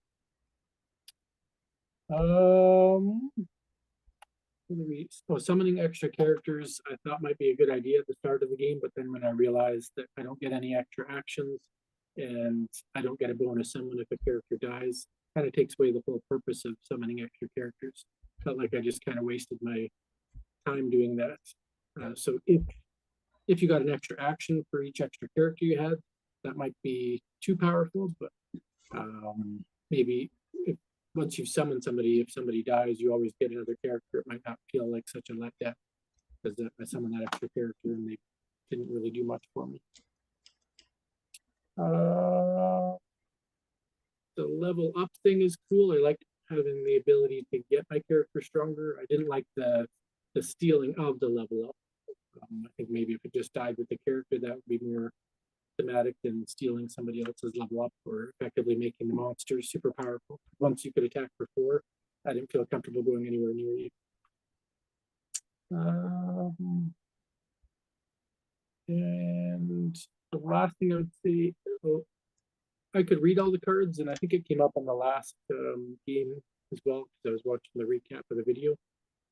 I think it might look better if the adventure icon were in the top left and that you made a full text box on the bottom, unless there's a purpose for the 2 pages, because the flavor text could still run along the bottom and you have more room for the text of the abilities, so the font could be larger and stand out. Everything else on the cards looked good. The different icons that go on the top looked fine to me. That was the only thing I had from a graphic design standpoint. The board was clean. I like little dials. I don't know how expensive that would be in a game to make, but for Tabletop Simulator, made it really easy to see how much life each player was at. And I think that's it for me. Okay. Well, let me see. So, your monk ability sounds really cool, but yeah, obviously I won fairly handily, so maybe my Archmage power is really good. I don't know. Yeah, I definitely used it to good effect, that's for sure. It felt like a much cooler and less like game breaky ability compared to what Eric and I were embroiled in last time. Yeah, Wes. So last time the Archmage ability was like basically detain 2 people, or they can't move or something, or they can't Yeah. attack. I forget what it was, but it was like basically That was it. I would Just like locked it. I would lock 2 people down and then like hit them once. The and same 2 people every turn. The same 2 people got frozen. They're just taken out of the game. because if I didn't do that, he would have been able to come in and kind of crush me. But if I could do that, and then it effectively limited his whole ability. Anyway, we don't need to get off on a tangent, but I like the new ability a lot more. It seems a lot more like simple and straightforward. Is it unbalanced? I don't know, but I liked it. It was cool, and it didn't cause the issue that the last ability caused. Yeah. Progress the game faster instead of stalling. Right. Yeah, the spyglass, and I know we told you last time that your symbol wasn't right. And again, I think the spyglass also isn't right, like Eric said. Try again, wonk wonk. A common good symbol for range is a bow, even though not everybody attacks with a bow. It's a good that's what it was last time, and it was definitely throwing us off. I got yelled at because people thought it was only their attack range and didn't count for their Because there ability was a to. sword and a bow. Oh, I see. Right, so it just makes you think, okay, here's melee, here's archery, rather than attack range, damage and range. Right. I'll find Is- one that everyone loves. Is there enough room to do like little hexagons right next to it? Just like or put a 3 inside of the hexagon or a 2 inside of a hexagon to show that that's how many hexagons away you can attack. Oh, that's simple. Maybe. Oh, Yeah, I'll try that out. yeah, that works. Or if you change the sword to like a little, red starry thing that looks like a hit, um, then it would look like damage instead of melee, you know. And then the bow would make more sense by contrast. So I don't know. Some ideas. You could use like a sonar icon, even though the game has nothing to do with sonar. Yep. Spawning characters. I think I said this last time. I agree with Wes where I was like, I'm not sure why I would, rather than just wait for the free spawn once I'm one down. Just because I've only got 3 actions anyway, so it doesn't really seem to benefit me much.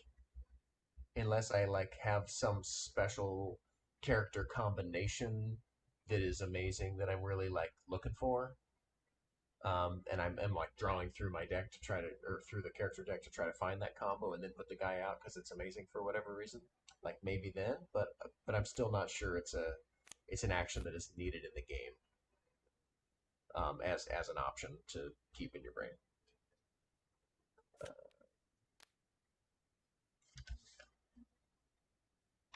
So much draw and pick. I think I always have this issue, and I think I said it last time, so I won't harp on that. I prefer buy rows so that the things are out, so you can evaluate things when it's not your turn, rather than on your turn drawing and then selecting. But that's preferences. Might save a little bit of downtime, but your game doesn't have a ton of downtime unless I'm on turn and asking a bunch of questions.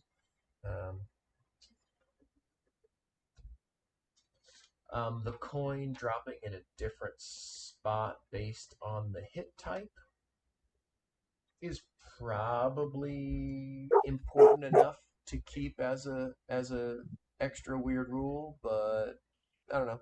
It just struck out as like maybe that's extra finicky and it should just always drop underneath the bad guy or whatever. I don't know. Or always drop under the character that hit him. I don't know which one is correct. It's probably important enough if it is important to leave it. Okay, so fame, kill other characters, or the die roll. So when I was interacting with the big bad guy, I got out of it a power up that I didn't really use, and then 2 fame. Did I also get a coin? No. Yes. Yeah, you did actually. I did with my cleric.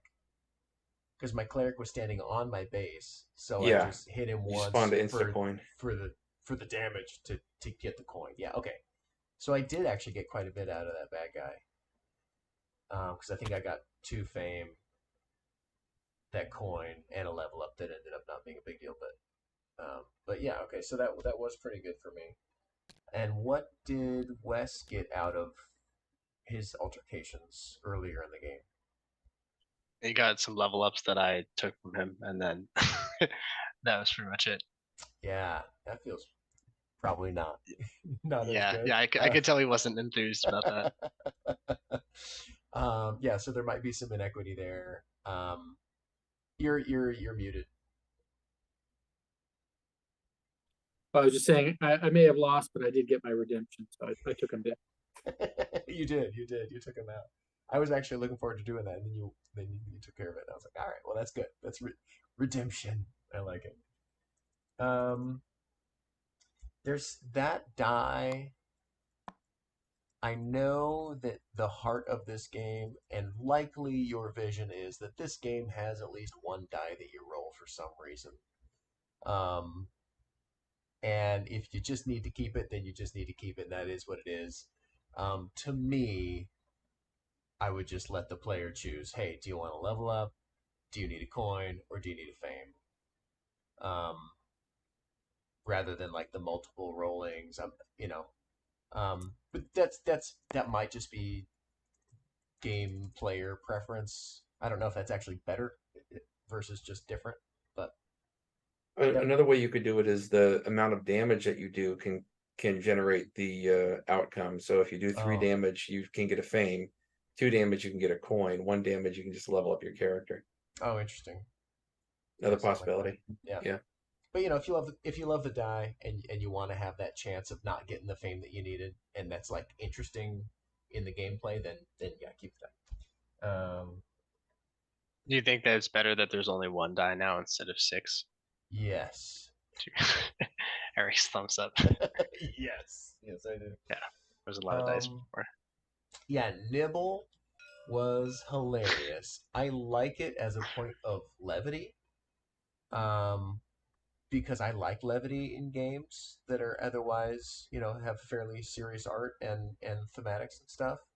But that's a total player preference. So to me, Nibble was hilarious, and I love it, and I hope it stays. But but what makes more sense is if a vampire nibbles you, you suddenly have been drained of blood and/or you are being turned into a vampire. And so nibble actually doesn't make much sense for the vampire, because then being nibbled by a vampire would insinuate lots of other things that are not happening. You're just taking 1 damage. So it doesn't exactly work, and I don't remember what all your big bad guys were, but I don't know if a mummy nibbles really.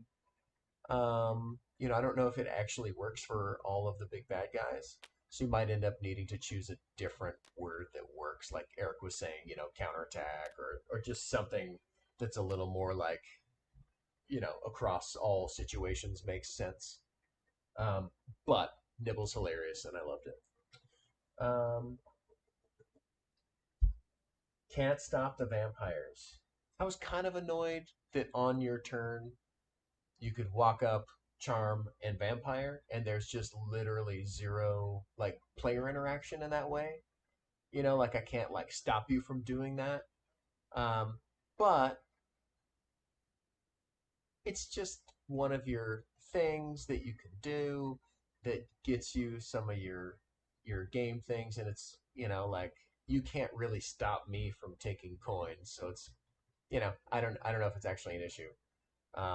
It just felt weird that I couldn't stop you, but I actually don't think that was an issue. But I did write it down because at one point it did feel a little weird that I couldn't like not turn into a vampire if I didn't want to.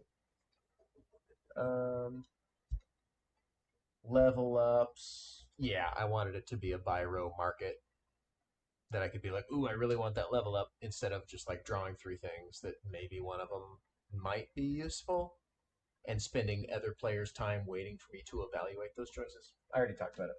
Why am I bringing it up again? Monster attack feels bad when it goes to somebody else.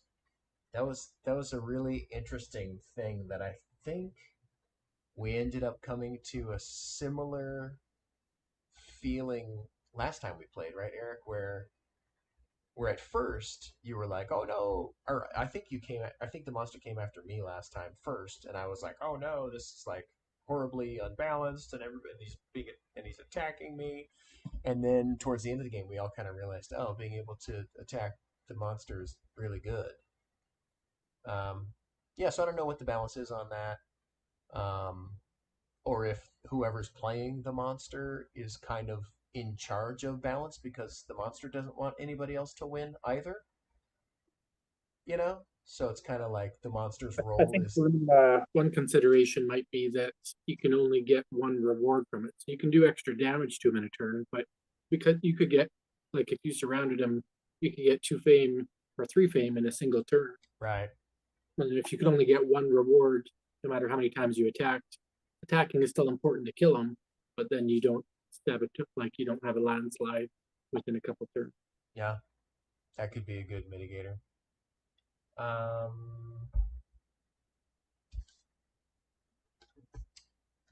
The Archmage. Oh, we already talked about the Archmage. Stealing level ups looked like it felt really bad. Um, when it was happening, I felt bad about it, and it wasn't even my level up. We spend my barbarian's damage. I was like, he just got that. He just leveled up, poor little guy. So an alternative that I was thinking in my head, which we just played the new rule set. Is it right? Is it wrong? Who knows? But here's what jumped into my brain. The player who loses the level up on the character that just died just moves it over to their temporary advantages, as now they can discard it later as like the way the advantages work.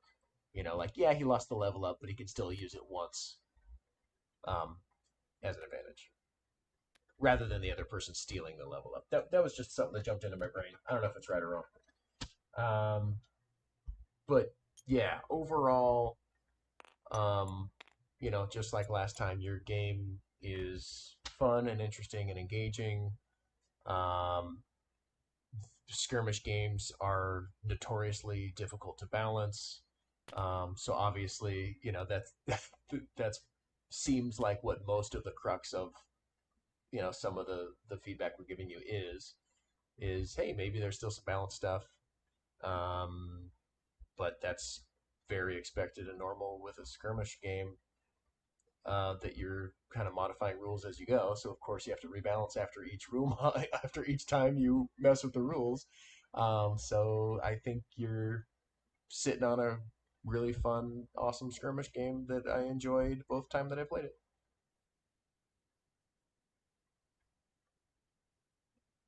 I think one of you, I think it was Wes earlier, mentioned, do you only get reactions when you hit the monster? Do other people, what are your thoughts on everyone getting a reaction anytime that their character is hurt by another character? Do you think that's like too much involved, or do you think that's good interaction for the waiting periods? I think it's kind of cool. It sounds cool. I mean, we didn't play it, so I don't know how like boggy it gets, but it sounds cool. Or it could be a good advantage. Like I didn't see any advantages that related to when you were attacked. So from what I could see, there was no player defense ability, unless I just didn't see it in the deck. There's a shield one, but it's one damage. Yeah.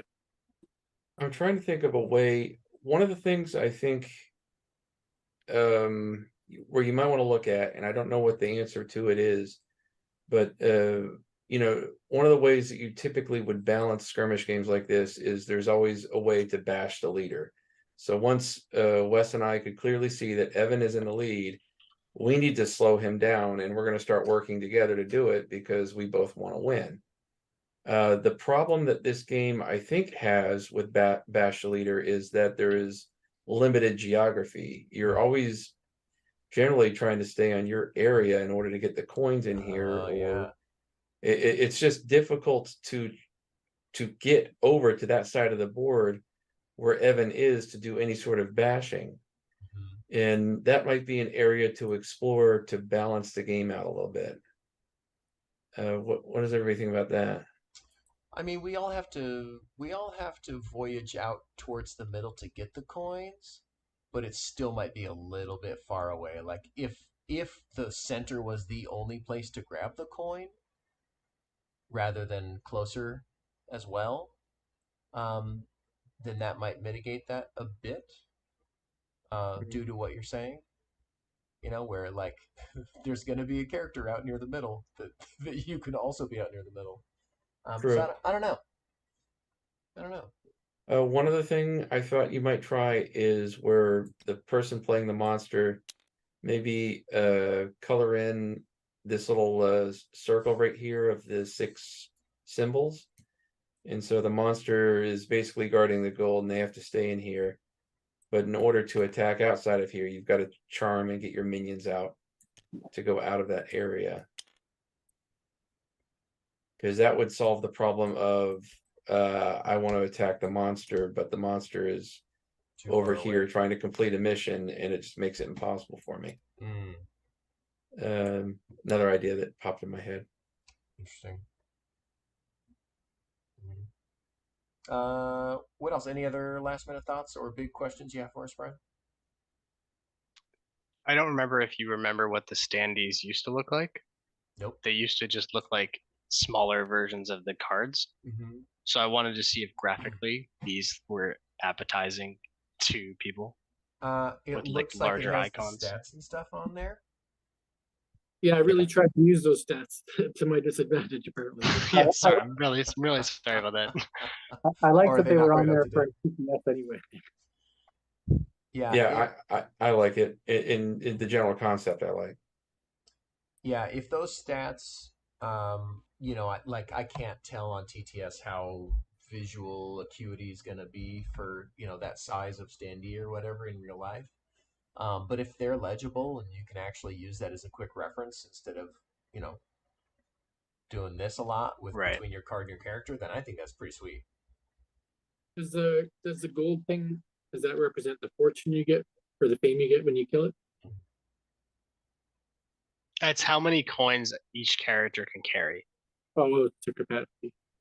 Okay. So like, yeah, it's your carrying capacity. So like, That's one icon I think is probably not very relevant and might be taking up more space because I don't know how often somebody would carry 2 coins. That might be something you could just have on their card. yeah, not sure. It's something that you don't think is important, and then once you realize it is important, it's very important. Yeah. So maybe it's I've had that feedback a lot. Like Yeah. if you have a rogue up, taking 2 coins is a big deal. Right. Yeah, run up, get up and skulk up to the middle and skulk back to your thing with 2 coins a couple of times, and then you got 4 coins. I guess the other thing is, so just briefly, there are 6 monsters right now. I don't plan on launching the game with all 6 of them to start off, but the other ones are the dragon, whose mission is to steal coins from people as they try to steal them from him. There's a necromancer who tries to bring people back to life that have died. He has to bring back a certain number of them. The basilisk, whose model still needs to be fixed a little bit, is he can turn people to stone, similar to how I turned people into vampires. And the last one is the werewolf, who I'm sure you've played Werewolf, the game, the card game, where everyone gets a secret role. In this version, the werewolf monster has one person selected from each team at the start of the game in secret, and he can control them as if they were his werewolves on his turn. But everyone closes their eyes, so they don't know which character of their own is the werewolf. So it kind of makes you play with your head a little bit every time it's the monster's turn.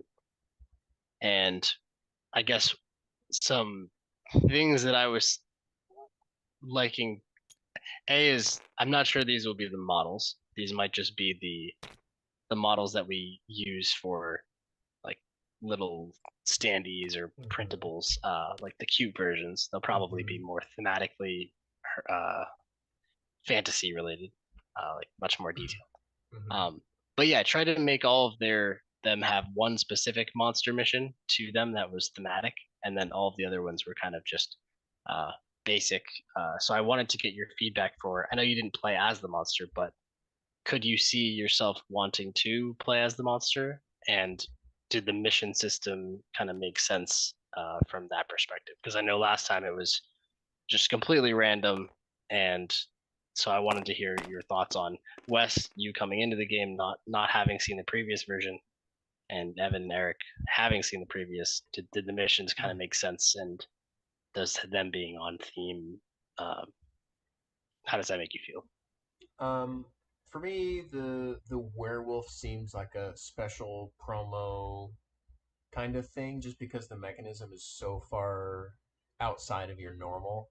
And then everybody closes their eyes, and they have to trust that the player who's playing the werewolf is doing the things appropriately, doing the math appropriately, and not messing things up. And then when they open their eyes, they have to be like, okay, what did they do? Who lost life? And then you kind of generally are going to be able to figure out what they did anyway, for the most part. So I'm not sure that the eyes closed thing is actually doing that aside from having a fun reference to that other game. Evan's the werewolf. Just Yeah. we So can stop. You're the werewolf. I think it's cute, and I do like that. But if you're gonna have this whole thing where people are closing their eyes and stuff, I would make it like a special promo or something like that rather than core set. Yeah, it would be one of the expansions. Yeah. Yeah. And then Where's Cthulhu? right. And then that's not licensed. It's fine. And then the main goal I think is cool to have that be thematic to the guy. The hidden goals for me for the monster were not interesting. They were kind of like, oh, okay, you did it. All right, great. Um, so I don't know. I don't know if that's just me as a player, where if that was for most players, if that's compelling, then that's awesome. For me, it wasn't. So I would have wanted to know what your other goals were. But maybe I don't know. Maybe I'm worried. What did you guys think? In terms of the creature types, I was just trying to think of something unique beyond traditional tropes. So mummy, necromancer, dragon, they're all cool, but they've all been seen and done. If there's you can make one monster that is unique to your game that you can get nice art for or nice mini for. You need something to differentiate yourself from existing fantasy. That's one of the things I've struggled with as a fantasy game creator is we just like to keep on building on what other people have already made. If you can find or create something that's unique that you can say, you know what, this monster belongs to my game, that might be one thing. I agree with the werewolf thing. It's a little out there, so it's fun, but it might not compel people who want to buy or play it. I do like the asymmetry of the different monsters, and if only one monster is ever in one game, then you definitely create some replayability there. I like the idea of playing as the monster, and I like it that it's not a one versus all, because I've never liked those kind of games. So in this way, you're creating, it's still one of four players that are all trying to win. It's not three people going against one. At first, it felt like it should be, but I could see after gameplay that you had your struggles in deciding how long should I fight Wes before, oh wait, I got to go fight Evan before he wins the game. But unfortunately, in so doing, you helped Evan win the game, so it kind of didn't work out so well. The I think in terms of the verbiage, I think there's a bit too much verbiage on the card. So saying play X characters where X is equal to half the number of players, you could probably say play half the number of characters rounded down. You don't have to have the X in there and the extra verbiage. But I think that helps. I think you have it set up so that it scales with the number of players, so I can see why that's done.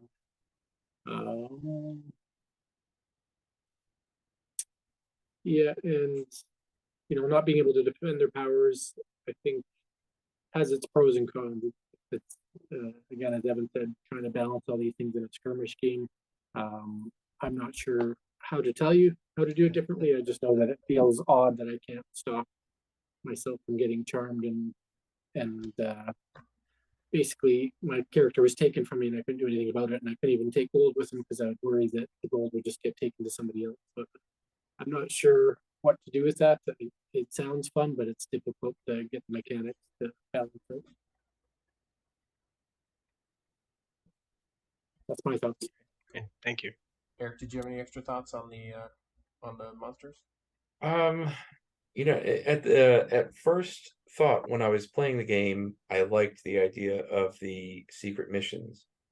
But then when I heard your comment, Evan, and then I'm going back and I'm thinking about having actually played it, I realized I didn't pay any attention at all to the monsters mission, and I was only focused on my own game, it's one of my fatal flaws. That's what I always do. I always just focus on what I need to do to win, and I don't focus on what other players are doing. So that's I don't know if that's necessarily a good critique or anything, but I realized looking back on it that I was not focused on what the monster needed to do. The only time that I was focused on it was when Brian was prompting, kind of helping out. So I don't know. I would need to play it more to tell you whether or not the secret missions work versus having a set monster goal.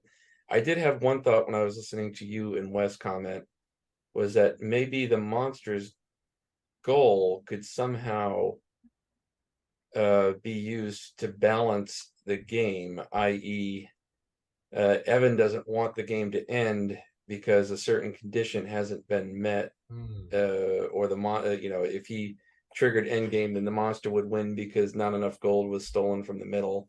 Is one kind of idea to play with, but I don't know. Yeah, you asked about the chibi heads. I think you asked about this last time too, and I do think those should be more entangled with the current art style rather than cutesy. Um, like if your product went like gangbusters, you might be able to justify doing an add-on for the cute chibi versions or whatever, but the likelihood is those mold costs just wouldn't pencil out, and I would just do the regular style. Or maybe that's the thing that sets your skirmish game apart, and people will freaking love it. I don't know. What do I know?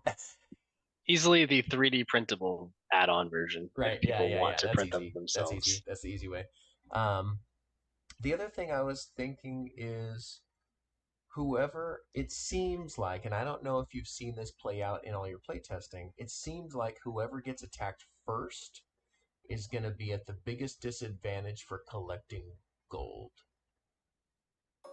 And who, because the other two players can just go out and grab those two close gold and then maybe one from the middle, before that third player is like done being interacting with the bad guy. And I don't know if they're, are they getting enough out of it early? I don't know. I'm not sure what the balance is. I'm just thinking out loud. Brain vomit. It's fine. Um, cool. So, from what we've discussed, what is sticking out to you as far as like what you're gonna do next? Any updates that kind of sounded, or things that you're like, yeah, maybe that still needs work, or what are your takeaways from our feedback? I think one of the biggest ones is just fixing the small UI issues that cause Wes to not know what's going. Like that disconnect is something that I definitely need to fix. I thought they were all updated, so that's definitely something that I need to do right away. Um, and then I think it's just a little bit more on balancing the character stats. It's hard to do, like you said, maybe nerf the wizard leader a little bit. Um, you being able to lift coins was huge for you, Right. regardless of if it Like was if a I could person. only move, like if I could only grab within my range and move my range rather than moving three, maybe that's enough of a nerf. Who knows? Yeah, so figuring that out for sure. Um, and then just further refining the missions to make sure that the monster wins an equal amount of time as the players do. It's hard because in a 7-player game, the monster has to win a seventh of the time. So then you have to do 7 play tests and see if they win one of the 7 or how many they win. And then if it's a 1v1 game, it's a very different game than with 7 people. Right. It is very fun to do team games when it's like blue and green on a team versus orange and red versus the monster. And we've played a few of those, and everyone seems to love the team play that comes out of it. So definitely some more testing on that. Yeah, a lot of little things you guys have brought up, which is great. There's always a bunch of little things and things to look at. So I'm really really thankful that you guys were here. Cool. Does anybody else have anything else that came up that you want to cover before we get out of here? No, had fun playing a fantasy skirmish. Had fun getting redemption. It was good job. Good job. Die, vampire! You killed my who was it? A berserker, a barbarian. Let's have everybody tell us where people can reach out and support your stuff. Wes, how can people support you? You can find me on Facebook, Wes Woodbury, or you can find me on Shopify, Shopify Fundamental Games. Got a few games available to purchase there in my all fantasy base. Nice. And your most recent one is Forge. Did you just say that? Forge, actually, I just got an email from the manufacturer. They will be finished manufacturing on July 25th. So I'm trying to see, is it possible to get a few to Gen Con with us? We might. That At would the be very least, I'll have a demo copy. that would be rad. Are you going to be tabling at Gen Con? I'm with Hammer Dog Games, so he's got his own stuff all set Cool. up there. But if we can get Forge there, we certainly will. But either way, we'll be there to play games and man a table. Heck yeah, awesome. Eric, how can people support you? Oh, sure. Well, I don't really need support. It's all right, but no, I'm just kidding. I You know. can find me on Facebook if you want to reach out to me on Facebook, or on Meetup. You could look up Sacramento Board Game Designers if you want to reach out on Meetup. But other than that, I'll also be at Gen Con. So if Oh, sweet. yeah, if you want to meet up and have a drink or something, let Oh me know. man, we should Just hit me up. definitely do that. Yeah, Have a little playtest this crew. that'd be fun. Yeah. Brian, potentially a Kickstarter coming in, would you say October? Yeah, I said October. We'll how see can- which year it comes in. How can I know, whether it's 23 or 24? How can people support you? You can find me on Facebook at Brian Picarillo, or you can find our Instagram at Emberleaf Games. And that's pretty much the only two places right now until we start promoting a little bit more. You've only got one post on your Instagram. You got to get some pictures up there. I know. I have a lot of pictures. Let's scoping it out. Cool. I am Evan Albert. Go buy After the Empire, and then hopefully you like it, and then look for the expansion coming out probably at some point next year, and then buy every other single game I ever make. Are you going through Grey Fox again, or is it get picked up by somebody else? What's that? After the Empire? Yeah, are you going through Grey Fox Yeah, again? it's still Grey Fox. Yeah. Saw a picture with you and Lance. You guys yeah. are still working Oh, yeah. together. Oh yeah, we're still working together. They're still doing stuff, and it's still in print and stuff. So Yeah. Cool, everybody. Well, I'm really glad Eric could jump in, and then Wes could jump in, so that Brian and I wouldn't be all alone. We would have been all right, but I'm glad you guys could join. And Brian, thanks for jumping back on. It was cool to be able to see it serial, iteration style, at least for Eric and I, and for whoever watches the channel regularly. Anybody in the chat with any last minute? Oh, Trevor Olson says Bigfoot. You gotta put in Could be. Bigfoot. There's room for any monster. And Ogo Pogo, whatever the heck that is. I don't know what that is. Ogopogo is a Canadian lake monster. From I figured it was a Canadian Okanagan. thing, but I Yeah. didn't wanna like, The Canadian Okanagan. Cool. Awesome, everybody. Well, let's let folks get out of here and go to bed. Because I know for you all, it's probably a little bit later than it is for me. So, thanks everybody for joining us. Had a great time. Trevor, have a good night. And we are